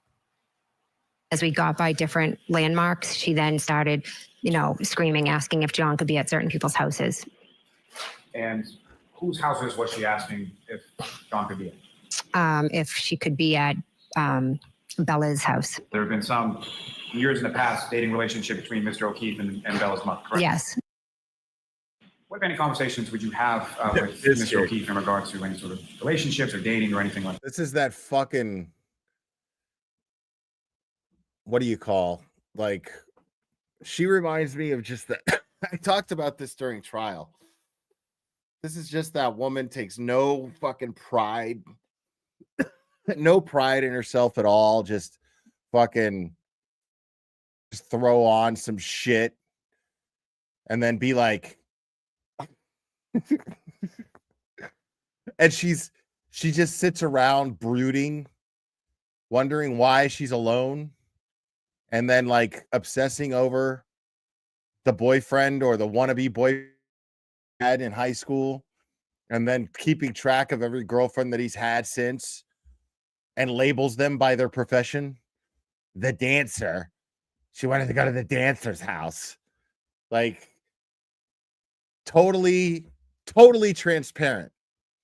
This is the kind of girl that when she's out with her friends, because her friends dragged her out because she never goes out. And when they go out, she gets two fucking buttery nipples in her and then cock blocks all of her friends. Why do you want to talk to her? Like, do you really think that you have a chance with my friend because, you have a fucking spiky haircut? Is that why you think you have a chance with my friend? Because you're wearing an affliction shirt? Douchebag. Like, that's her, bro.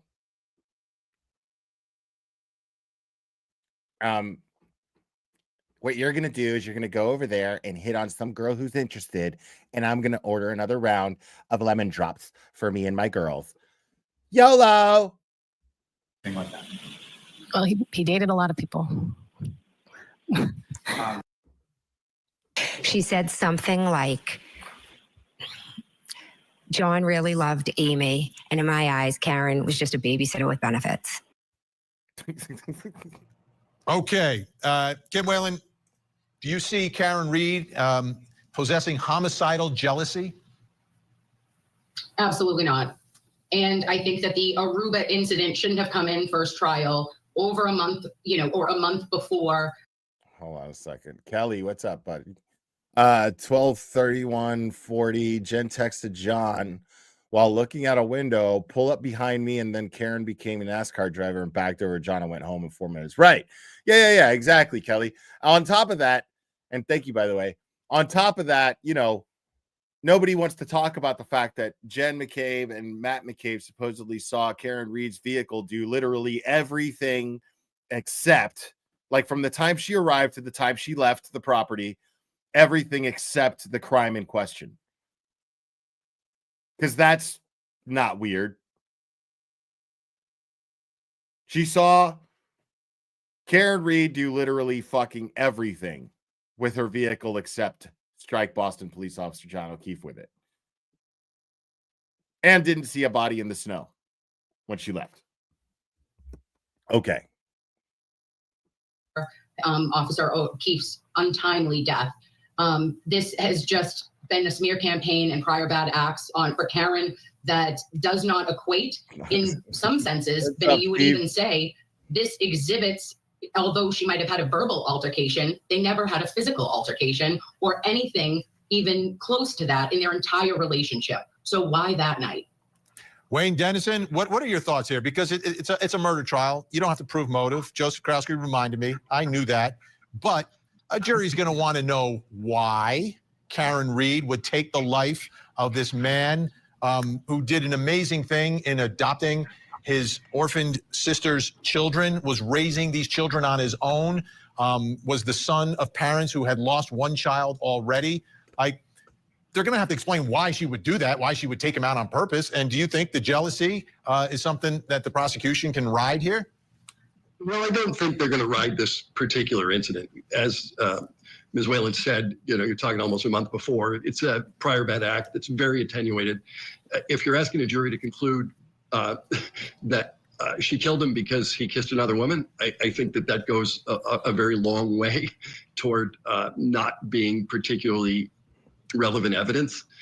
The jealousy issue is going to come up. I do not think that Karen Reed. Oh, here we go. Yeah. I think we got a super cat. Super cat. I think we got a super cat. Super cat. Super cat. Super cat.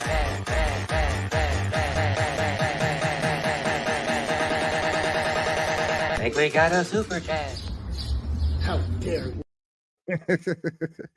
Not that data. Do you watch Runkle? Yes, I do. He said he may not to watch the next trial because it makes him sad. Too depressing. I don't blame him, but yeah. I don't blame him. But he might be just saying that in jest. I don't know. But I love Runkle on the Bailey. He's great. I would love to reach out to him and get him up here. Counselor going to open the door to hearing from the Sullivan sisters again. They are now fully on notice that if they get too close to that line, they're going to have to deal with it. Kevin Lenahan, let me ask you something. Jennifer McCabe talking about the ride where Karen Reed is angry and thinks that when they go looking for John O'Keefe that he could be at these other people's homes. Why would she ask that if she knew all along that he was dead on the front lawn of the Alberts, right? I mean, to me, that even though that is a prosecution witness giving prosecution testimony, it seems to bolster her state of mind of, I don't even know he's dead. I think he could be cheating on me right now.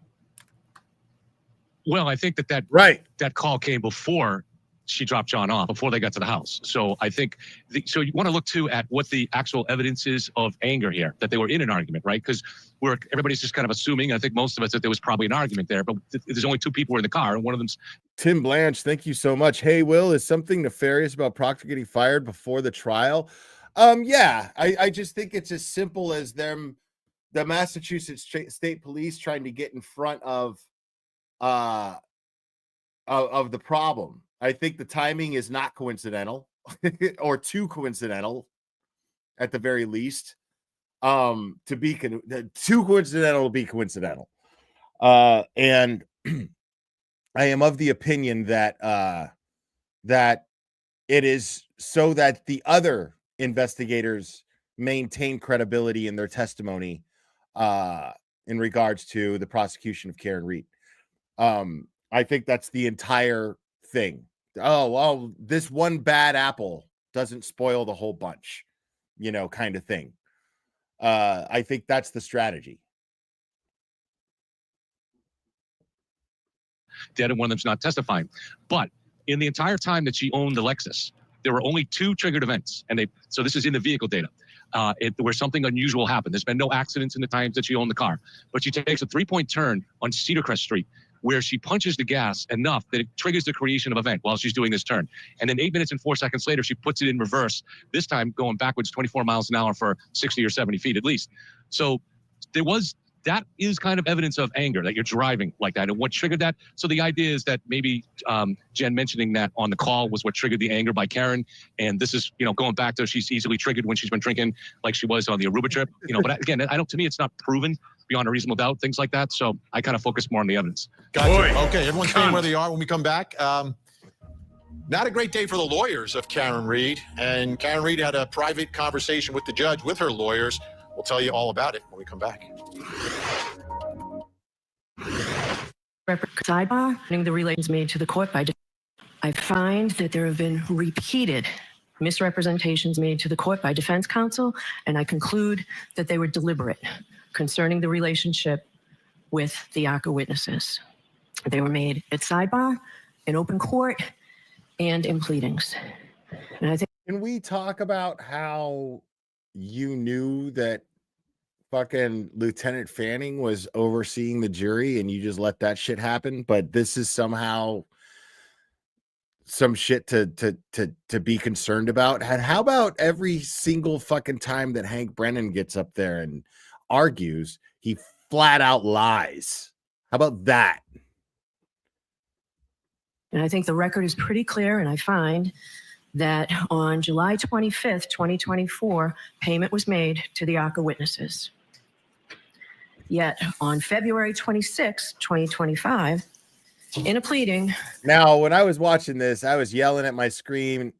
And I was like I was sure that she was going to boot Alan Jackson and block the ARCA witnesses from testifying. I was sure of it.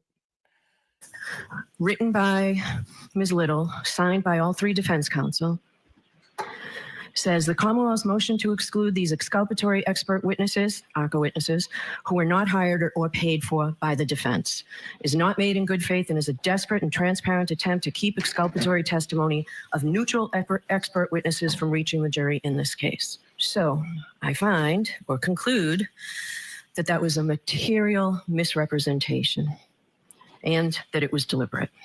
So I find that there I don't know, maybe there's a flagrant violation of the Rule 14 obligations. A flagrant violation. Before I decide which sanctions are appropriate.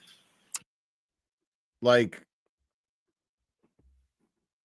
I love that she said that. Flagrant violation of Rule 14. Like, Hank's MO is, the Commonwealth's MO, Lally and Hank, has been raping Rule 14. That's what they've done. Like, since pretrial 1.0, the Commonwealth has been raping Rule 14. But she's outraged about this. Okay. I need to see defense counsel and Ms. Reed at sidebar. That's a serious moment, a very, very serious moment inside the courtroom.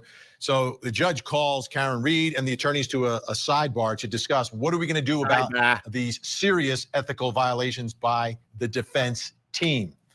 So let's go back into court where Judge Canone tells the public what the results of all of this is.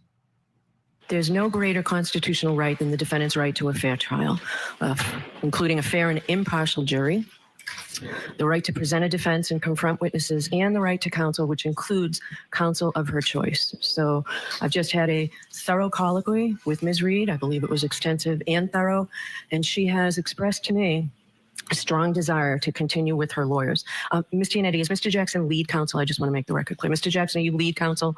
We don't define our roles in such a manner, Your Honor. Okay, so I fucking love that shit. Because Mr. Yannetti is not pro hoc vice counsel, and Mr. Yannetti can try this case if need be by himself. All right. But Ms. Reed does have a strong desire to keep all of her lawyers, notwithstanding the Rule 14 violation and the apparent lack of candor, the findings and rulings I've made. So, lack of candor. Okay, that's something to be very. That's not something to let go under your radar, because this is something that's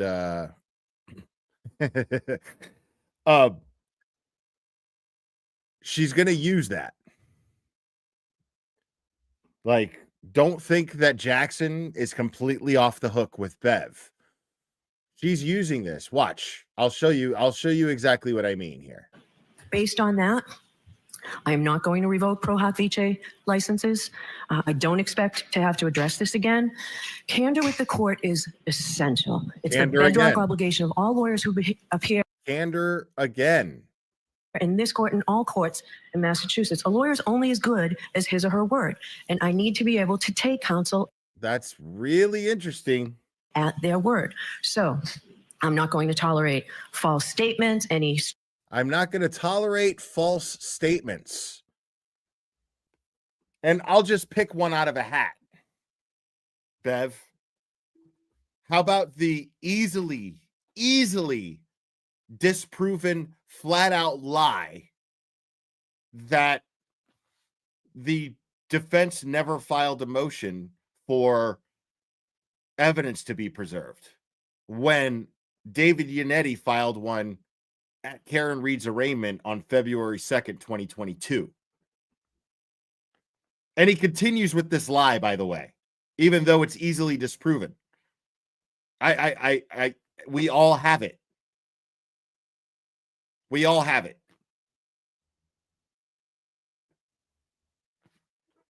So,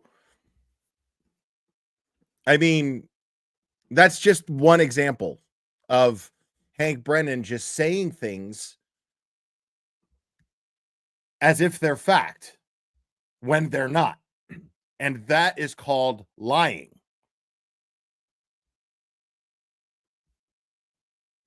counsel at their word. So that's called lying. I'm not going to tolerate false statements, That's called false statements.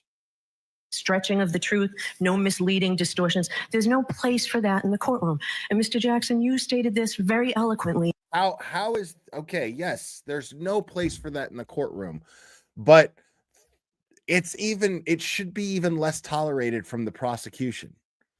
Because the prosecution is under that obligation of justice.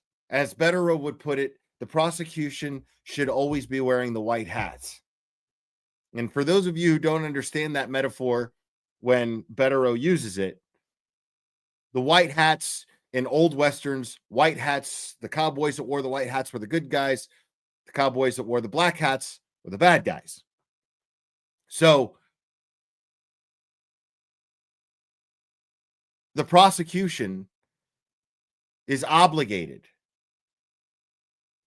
to pursue the truth and to act in the interest of justice. Clearly, this is not what they're doing. Clearly, this is not even what Bev has been doing.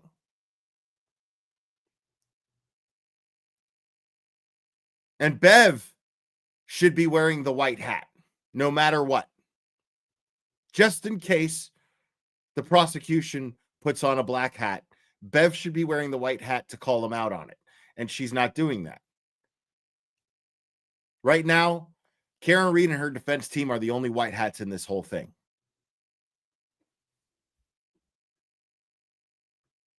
In your closing argument last time. So, Commonwealth, I am denying your motion to exclude the ARCA witnesses. Those witnesses can testify as long as counsel complies with their reciprocal discovery obligations. I will allow a full cross-examination, Mr. Brennan, and I will review any proposed curative instructions, limiting instructions, or final jury instructions. So, I mean, I love how she says she denies Mark Betterow from being able to be on Karen Reed's team pro hoc vice, but Hank Brennan never officially opposed it, even though she says if you have any oppositions, if you have any issues, put it in writing, file a motion. But he doesn't oppose Karen Reed's right, but yet opposes it verbally in one of these hearings. And then lo and behold, Bev, even though the Commonwealth didn't oppose, she denies Karen Reed's motion to hire Mark Betterow and add him to the team. Why is that? Even though that never fucking happens.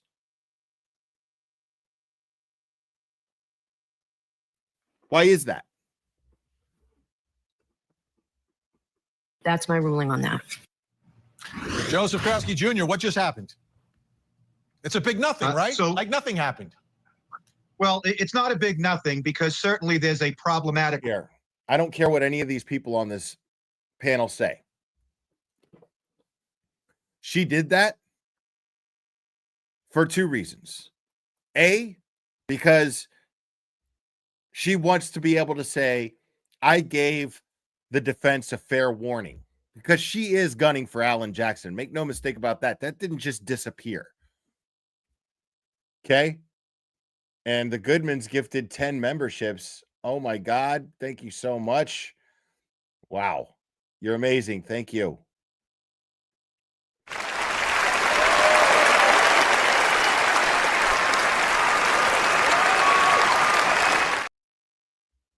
She did this for two reasons. One, because I think she wants to, when she does try to boot Alan Jackson, she gets to say, I warned you about mistruths. And I am looking out for Karen Reed's right to a fair trial. But she also did it to look fair to the public. Simply to just look fair. That's it. To save face for her having a fucking meltdown on the bench when Brennan laid later with this bullshit. Record for the attorneys now, based on the payment that was made last year. It doesn't reconcile with the pleading filed this year. This judge conducted a colloquy with the defendant at sidebar just to make sure that this defendant probably was required to waive any appellate issues related to that finding, because those attorneys certainly are going to operate a little bit under that cloud of suspicion that was just elucidated by her findings. I wouldn't say it's nothing. I don't want to comment. I give them the benefit of the doubt. I hope there is an honest and innocent explanation. I don't think any of them have had any discipline problems before. I know David Yannetti, I know he doesn't. I hope that they come up with an explanation. They might have to answer to a different administrative agency. And as it relates to the instructions, I think when you say nothing happened, I think that she's going to entertain allowing the government to really, really go hard after ARCA, and ARCA's being complicit in hiding their relationship with the defense team during the first trial. As much as I fucking can't stand that guy, he's not wrong. This also opens the door for the prosecution to like try to destroy ARCA's credibility. But that's not going to matter. That's not going to matter. Because nevertheless, their testimony is going to be credible as long as they're able to as long as the defense is able to show their credentials. I have all the faith in the world that the defense will be able to, in redirect, manage what Hank does in cross-examination in leading up to this trial. Wayne Dennison, are you surprised that there's really no impact on the defense team here in terms of who's going to try the case? No, when we talked about this during the 5-hour hearing, my prediction was that the lawyers would get to go forward irrespective of whatever they did. And they have an obligation of a vigorous defense here, but a vigorous defense really does require you to walk a fine line with a judge. And this is a judge who's now said that they have deliberately and flagrantly violated their obligations to her. They're going to be seen with a very, very different perspective. And I agree with Joe that the ARCA witnesses are going to be subject to very vigorous cross-examination, and the judge is likely to let them do quite a lot in terms of impugning the credibility of the ARCA witnesses. But they took the wrong path on this from day one. They should have fallen on the sword and said, to the extent that we had misled the judge, we apologize and it will never happen again. Instead, we had a 5-hour hearing. Well, what's interesting to me is like we've all lived, like the lawyers and everyone has lived that first trial. This new jury starts fresh. They know nothing about the first trial. I mean, and to me, the first trial, in a certain sense, is almost irrelevant to the second trial. I've seen second trials where both sides have made completely different arguments. And it just, it worked out that way based upon the way the evidence came in. I'm wondering, Kim, what's the reaction of the Karen Reed supporters to Judge Cannoni and her ruling here and the way she's ruled in this case? Thank you, Vinny. I think it's just been quite difficult to see things coming from Judge Cannoni that when you look at this objectively, in my opinion, you would say that the Commonwealth has made quite a few material misrepresentations in court over the last several weeks. So it's not coming across as a fair and impartial ruling, in my opinion, and I think that the Commonwealth has a couple of things to answer for as well. So, Kevin, and we're talking about the ARCA witnesses, the experts who were hired by the feds. Their original opinions were their original opinions before the defense ever hired them. I mean, it's not going to change. That fact can't change, can it? Well, the defense is going to make the argument that the report by the ARCA guys came out in February of last year before they had any communication with the defense, and that their conclusions were made before that, so that their report is independent because they were hired by a thought to be independent agency, the U.S. Attorney's Office. However, a powerful document that came out a couple of days ago, a motion by the prosecution, which really accuses the U.S. Attorney's Office under the previous administration in that office of a murky relationship with the defense. And he goes on to quite a length about it and says, we have a good faith reason for believing this. And I think the judge understands this, and she's also suspicious of it. And I think that what Hank Brennan's been doing here has been playing chess, where he's planning 5 moves ahead. And what he's doing is, he knew that ARCA was never going to be excluded. He knew that his goal was not to get Karen's lawyers dismissed. His goal was to get Judge Cannone to continue to say, you're not allowed to mention the federal investigation to the jurors. And I believe she might add, and they want her to add, you're not allowed to, the defense will not be allowed to call ARCA independent because they came from the U.S. Attorney's Office, which for some reason had a bias. All right, great job. Wayne Dennison, Joseph Krowski Jr., Kim Whalen, and Kevin Lenahan, thank you so much. When we come back, I'll reveal something else you need to know tonight, plus coming up next hour. Tonight on Vinny Politan Investigates, Sudiksha Konanki disappeared in the investigate. Mom is now at the big board back today. Aware of what video you referenced. So as far as her knowledge.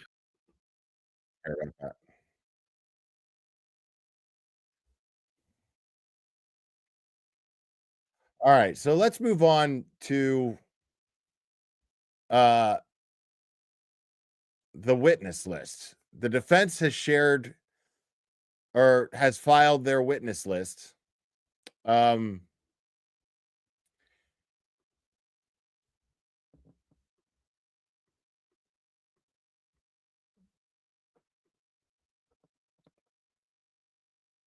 it's wonderful.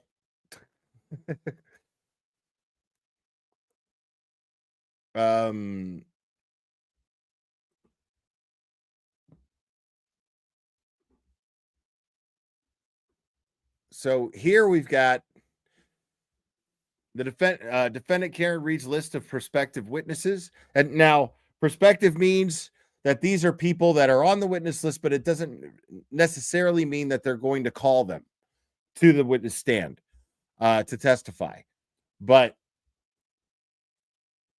now what I should do is an entire stream later on where we compare the prosecution witnesses to the defense witness list and talk about, kind of speculate and kind of toss around ideas of what strategy might be here. But for right now, we're just going to look at this as simply as, if the prosecution doesn't call some of these people up, the defense is, which is fun. So you have Brian Albert, Caitlin Albert, Chris Albert, Colin Albert, Julie Albert, Kevin Albert, Nicole Albert, Michael Wagner, Cheryl Woe, and Paul Makowski. Yeah, let's see. Leslie Bernstein, Rebecca Bazin, Officer Nicholas Barros. Of course, they're going to call Nicholas Barros. Trooper Evan Brent. Now, Nicholas Barros, just so you guys know, Nicholas Barros is the Dighton police officer. I think it's Dighton, who testified freely during direct examination. Lally, the prosecutor, the Commonwealth, called Officer Barros to the stand to testify, and of his own free will testified that Karen Reed's taillight was damaged, but not, it was cracked. And there was a small piece missing, is what he says. That there was not that much damage done to it. And it gave me the impression that he knows she's being railroaded. He knows what he saw when that tow truck was being put up on that tow truck. He knew something was wrong. What he didn't know, cracked but not completely damaged. Thank you so much. Cracked but not completely damaged is what he said. And what he didn't know at the time was that this tow truck was picking up this car, this SUV, this Lexus SUV, and Proctor had already determined that Karen Reed had struck Boston police officer John O'Keefe with her vehicle before he even interviewed any witnesses. Explain that shit. So here, Proctor is putting this vehicle up on a tow truck, and when he's doing it, he hasn't spoken to any witnesses yet. There's hardly anything to indicate that Karen Reed actually did this. And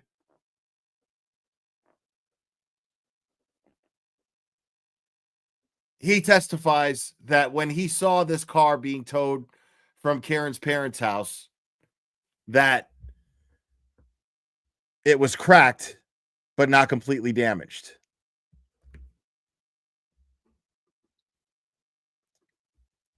And then you've got Trooper Evan Brent, Sergeant Yuri Bukaki, Lori Cahill, Trooper Zachary Clark, Christopher Curran, Kerry Curran, Nicholas Curran, Richard D. Antono, Officer Kelly Deaver, Stephanie Devlin, Trooper David DeChico, Patrick Haggerty, Maureen Hartnett, Brian Albert Jr., Brian Higgins, Luis Jutrus, Trooper Connor Keefe, not to be confused with O'Keefe, Matthew Kelly, Karina Kolokias, Nicholas Kolokias, the Greek couple that also met up with them at the waterfall, I believe.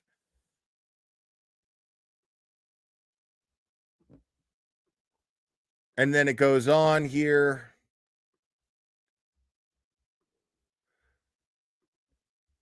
Terry Kuhn, Sergeant Michael Lank.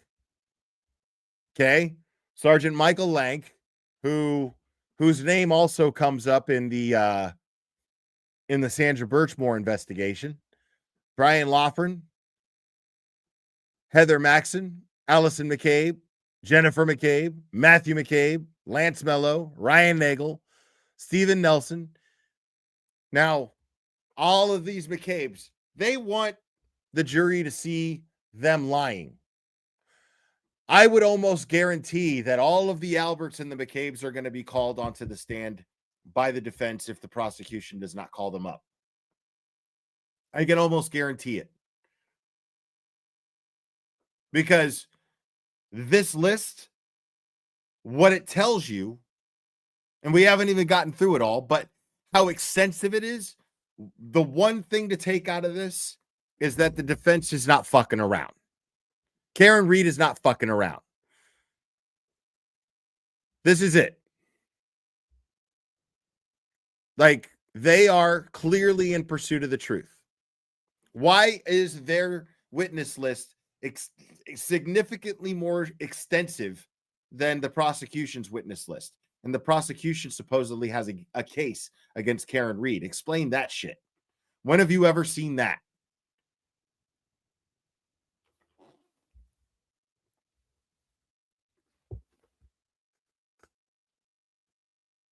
Holly Price, Trooper Kathleen Prince, Elizabeth Proctor, Trooper Michael Proctor. Oh my God, Chloe Albert, thank you so much. Love you, Will. Can you please thank my boyfriend Alex for putting up with me listening to all of these live streams? Thank you all. Thank you for all the laughs, and you're amazing for doing the 22,000 plus fundraiser the other day. Thank you so much for that. And yeah, the whole community deserves credit for that. But yeah, thank you, Alex, for putting up with the rehomed Albert family dog listening to this. I'm glad that the ghost of this rehomed dog is a fan. Nick Knack, thank you so much. Will, check the glare of Facebook and messages. Sent you a clip of Tommy and Krowski Sr. Okay. I will try to remember to do that. Thank you so much. But yeah, you see the Proctors are on this list.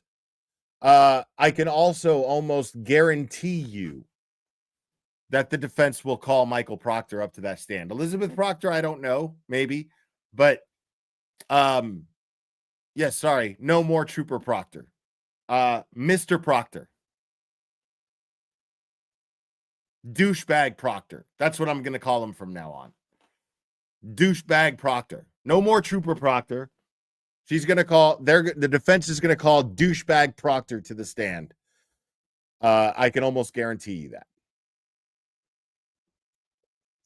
Carrie Roberts, Wendell Robery, Stephen Ridge, Gilberto Hernandez, Mark Lopilato, Alfredo Lopilato, Angela Molvoni, Brian Tully. Interesting. Wait. Did I skip some? I think I did. Yeah, hold on. Or maybe I'm missing a page. I think I'm missing a page.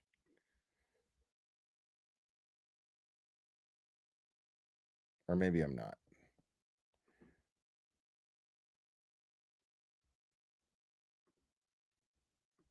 Okay. Courtney Proctor, Tristan Morris,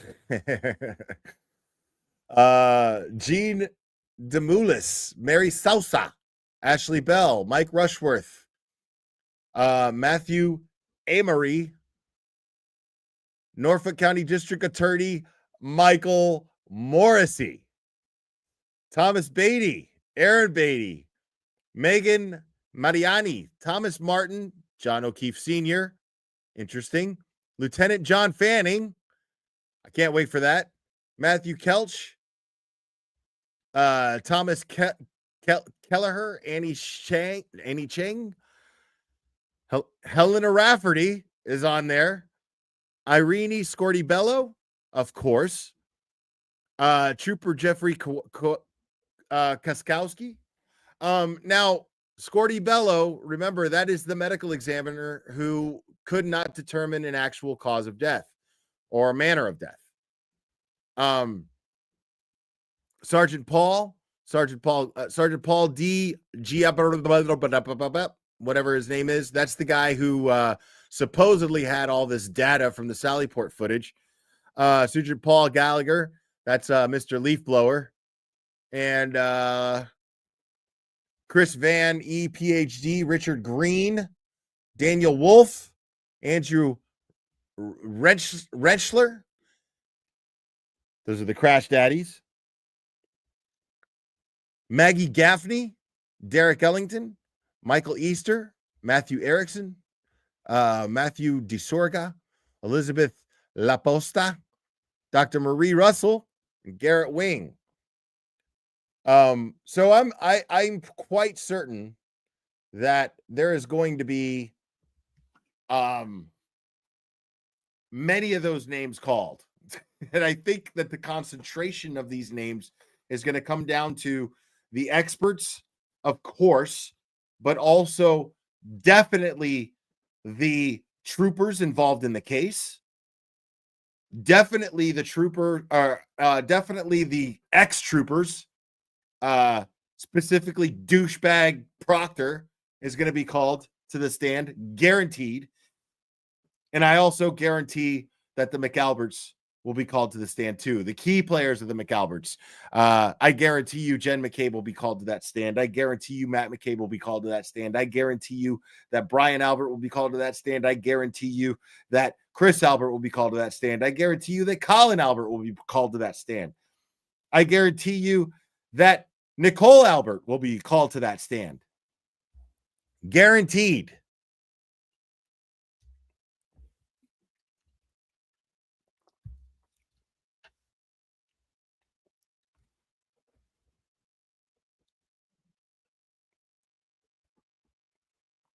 The dream team, the dream defense team, is now the not fucking around team.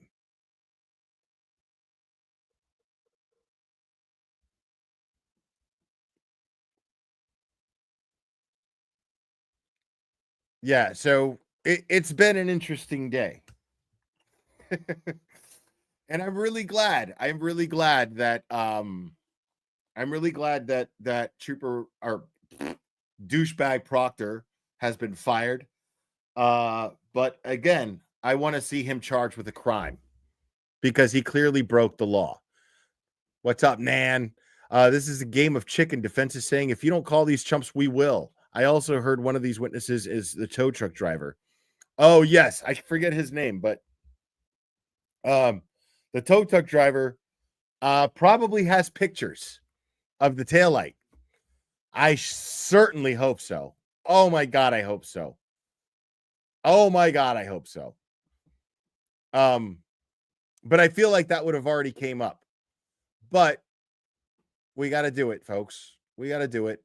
Let's just we've got to be thorough here.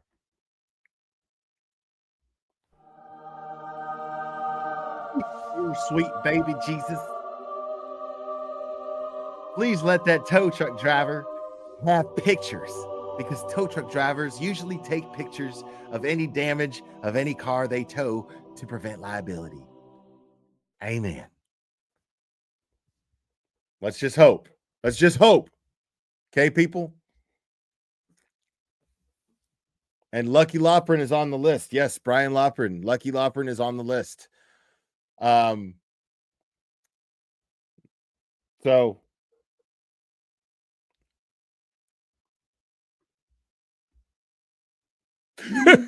Oh, here we go.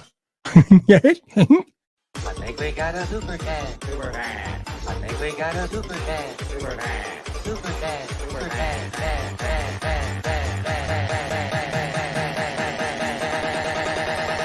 I think we got a super cat. How dare you?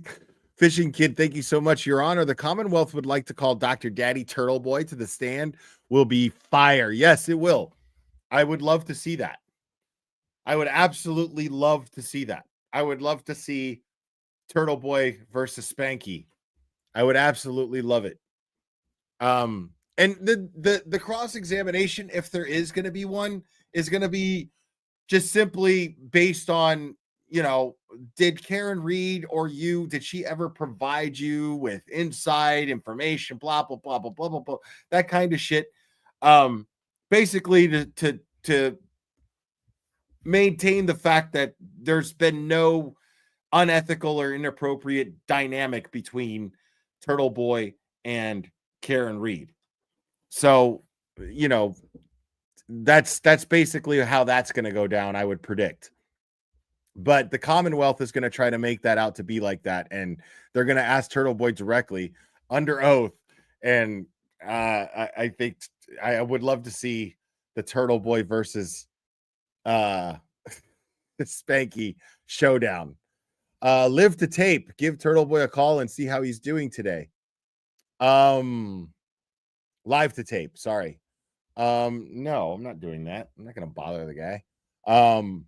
Why? What would be the problem today? I don't understand. Am I missing something? Is there something going on with Aiden that I don't know about?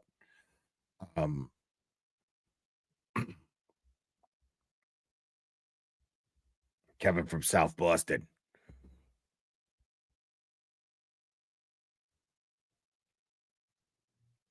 Yeah, no, all at the party at 34.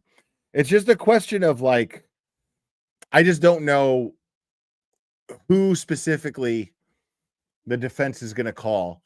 There's a few that I can guarantee that they'll call, but and not guarantee like because I know. It's just like I know, you know what I mean? Like there's people, if the defense is trying to get to the truth of what happened that night, there are certain people that they're just definitely going to call.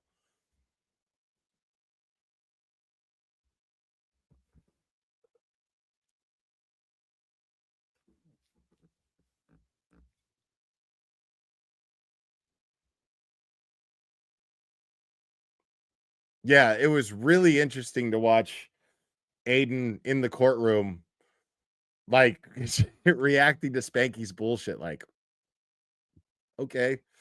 Diane G, thank you so much. Something tells me that Spanky is overconfident, and if he calls Turtle Boy, he won't be ready for his testimony. There's no way to be ready for Turtle Boy's testimony. There's no way, especially if you're trying to bullshit. If he's the kind of guy that always has receipts and he has nothing to hide, and you're trying to catch him on some bullshit, like you're not going to beat him. That's something that I know for a fact.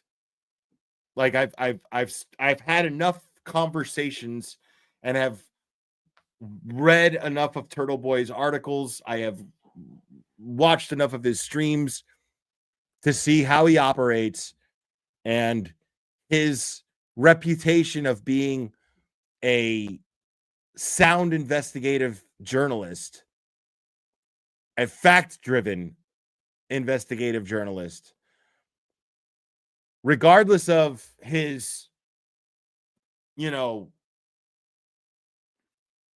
of how he presents himself, regardless of that. If he's a fact-driven journalist, independent, award-winning, and he has nothing but the truth on his side, then he's going to own somebody trying to throw bullshit at him. Doesn't matter who it is. That's the faith I have in Aiden being on the stand.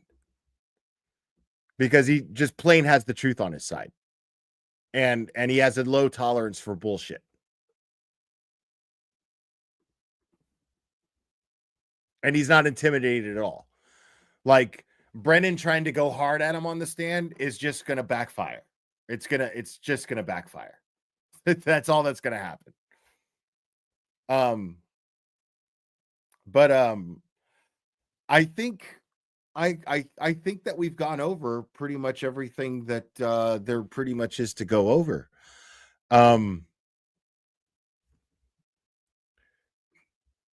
I think so. Well, actually, let's do this. Let's go over one more thing. Something that we know has not aged well, But let's just do it for the sake of nostalgia, folks. Let's just do it for that. Hold on a second.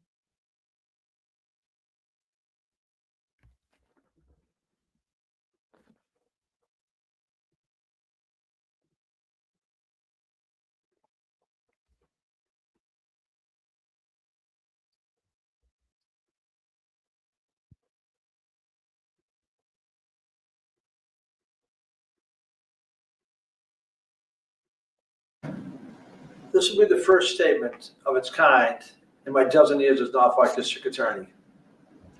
The harassment of witnesses in the murder prosecution of Karen Reed is absolutely baseless. Really? It should be an outrage to any decent person, and it needs to stop. It needs to stop. Innuendo is not evidence. False narratives are not evidence. However, what evidence does show is that John O'Keefe never entered the home at 34 Fairview Road in Canton the night he died. Actually, the evidence shows that he did, but Location data from his phone, recovered from the lawn beneath his body when he was transported to the hospital, shows that his phone did not enter that home. how did his phone get underneath his body if he was hit by a car? 11 people have given statements that they did not see John O'Keefe enter the home at 34 Fairview that night. 0 people have said that they saw him enter the home. 0. No one. Some have, without any evidence, pointed to 18-year-old Colin Albert, a nephew of the homeowner, and accused him of attacking John O'Keefe as he entered the home. But phone evidence shows O'Keefe never entered the home at all. Testimony from witnesses tell us that 18-year-old Colin Albert had left his uncle's home before John O'Keefe and Karen Reed had arrived outside the residence. Colin was in the house that was established during the trial. There was no fight inside that home. How do you John know? O'Keefe did not enter the home. See, he's saying these things freely, which is completely unethical. But this has not been called out by Judge Cannoni. This has not been. This is the epitome of jury tampering. This is what the Commonwealth is constantly accusing Karen Reed of doing. Yet he's the first one to do it. If Karen Reed even did that at all. The public has a right to know the truth. She has a right to speak to the public and address the public if she wants. That's her right. It's her right to not do so. It's her right to do so. But it is not the Commonwealth's right to present these things as fact outside of a courtroom when his office is prosecuting this case. It's completely unethical and it's completely biased. Colin Albert, the young man being vilified, was not present when Reed's vehicle and John O'Keefe arrived on the street. And he's engaging in these lack of ethics to protect Colin Albert. That should be very telling as well. This is a false narrative. Colin Albert didn't commit murder.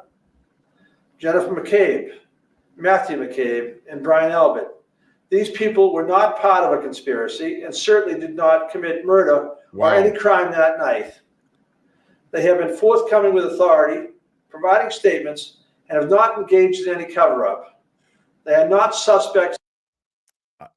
This is insane. And yes, Nan, you're absolutely right. In any crime, they are merely witnesses in the case. To have them accused of murder is outrageous. To have them harassed and intimidated based on false narratives and accusations is wrong. They are witnesses doing what our justice system asks of them. Wow. The autopsy of John O'Keefe was conducted by a forensic pathologist from the Office of the Chief Medical Examiner. The doctor found that the injuries... Now,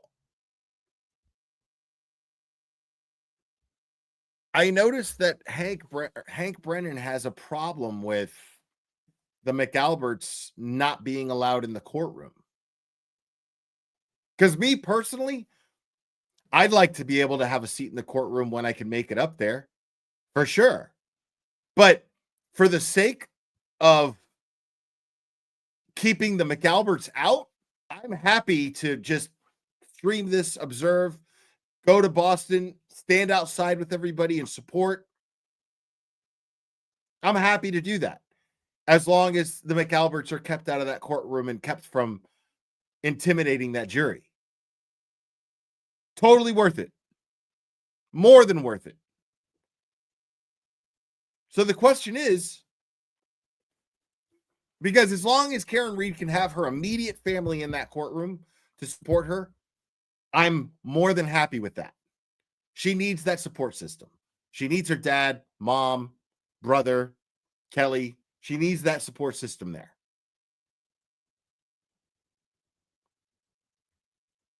But she doesn't need, it's helpful, but she doesn't need, supporters like me in there. It's helpful.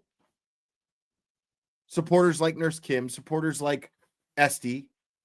It's helpful, but it's not necessary.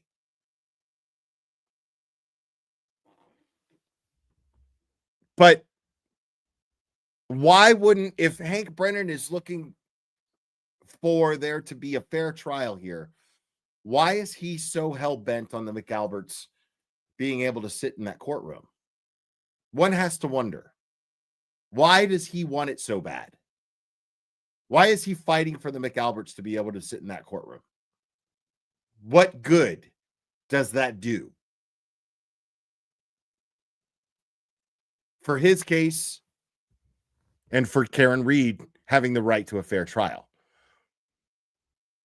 But let's talk about that for a second. What about his case?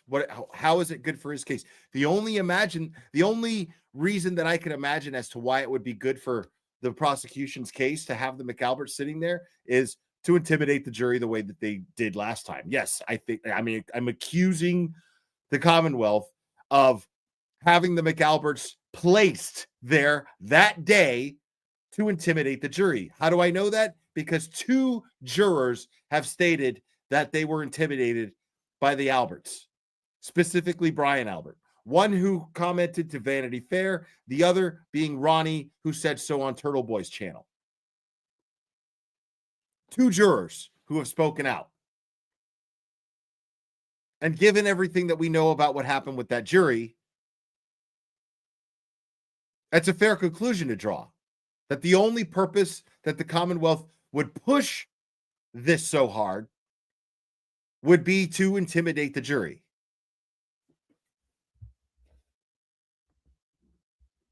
That left John helpless in the cold were not a result of a fight. She further found that the line of abrasions on his arm was consistent with blunt trauma. Wait, what? Left John helpless in the cold. Examiner. The autopsy of John O'Keefe was conducted by a forensic pathologist from the Office of the Chief Medical Examiner. Okay, so that would be the same medical examiner where he just fucking lies right here. What's up, Kelly Reed? He lies right here. Listen. The doctor found that the injuries that left John helpless in the cold were not a result of a fight. She never did that. She never said that they were not a result of a fight. She testified later on that she couldn't determine how he got those injuries. They could have been from a fight. They could have been from him being hit by an SUV. She doesn't know.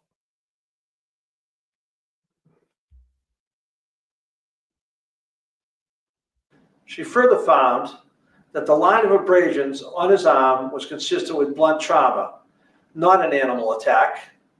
She never said not an animal attack. And there's no way that that was done by blunt trauma. A grand jury of everyday citizens heard the documented evidence and testimony before making a decision. The subject of that murder indictment enjoys the constitutional presumption of innocence. Why should the witnesses who have committed no crime be afforded less by members of the community? They should not be harassed for telling the government what they heard or saw. I'm asking the Canton community and everyone who feels invested in this case to hear all the actual evidence at trial before assigning guilt to people who have done nothing wrong. Yeah, similar exp. You got the wrong channel here. You got to contact Michael Proctor. He's late with your pizza, buddy. He's late.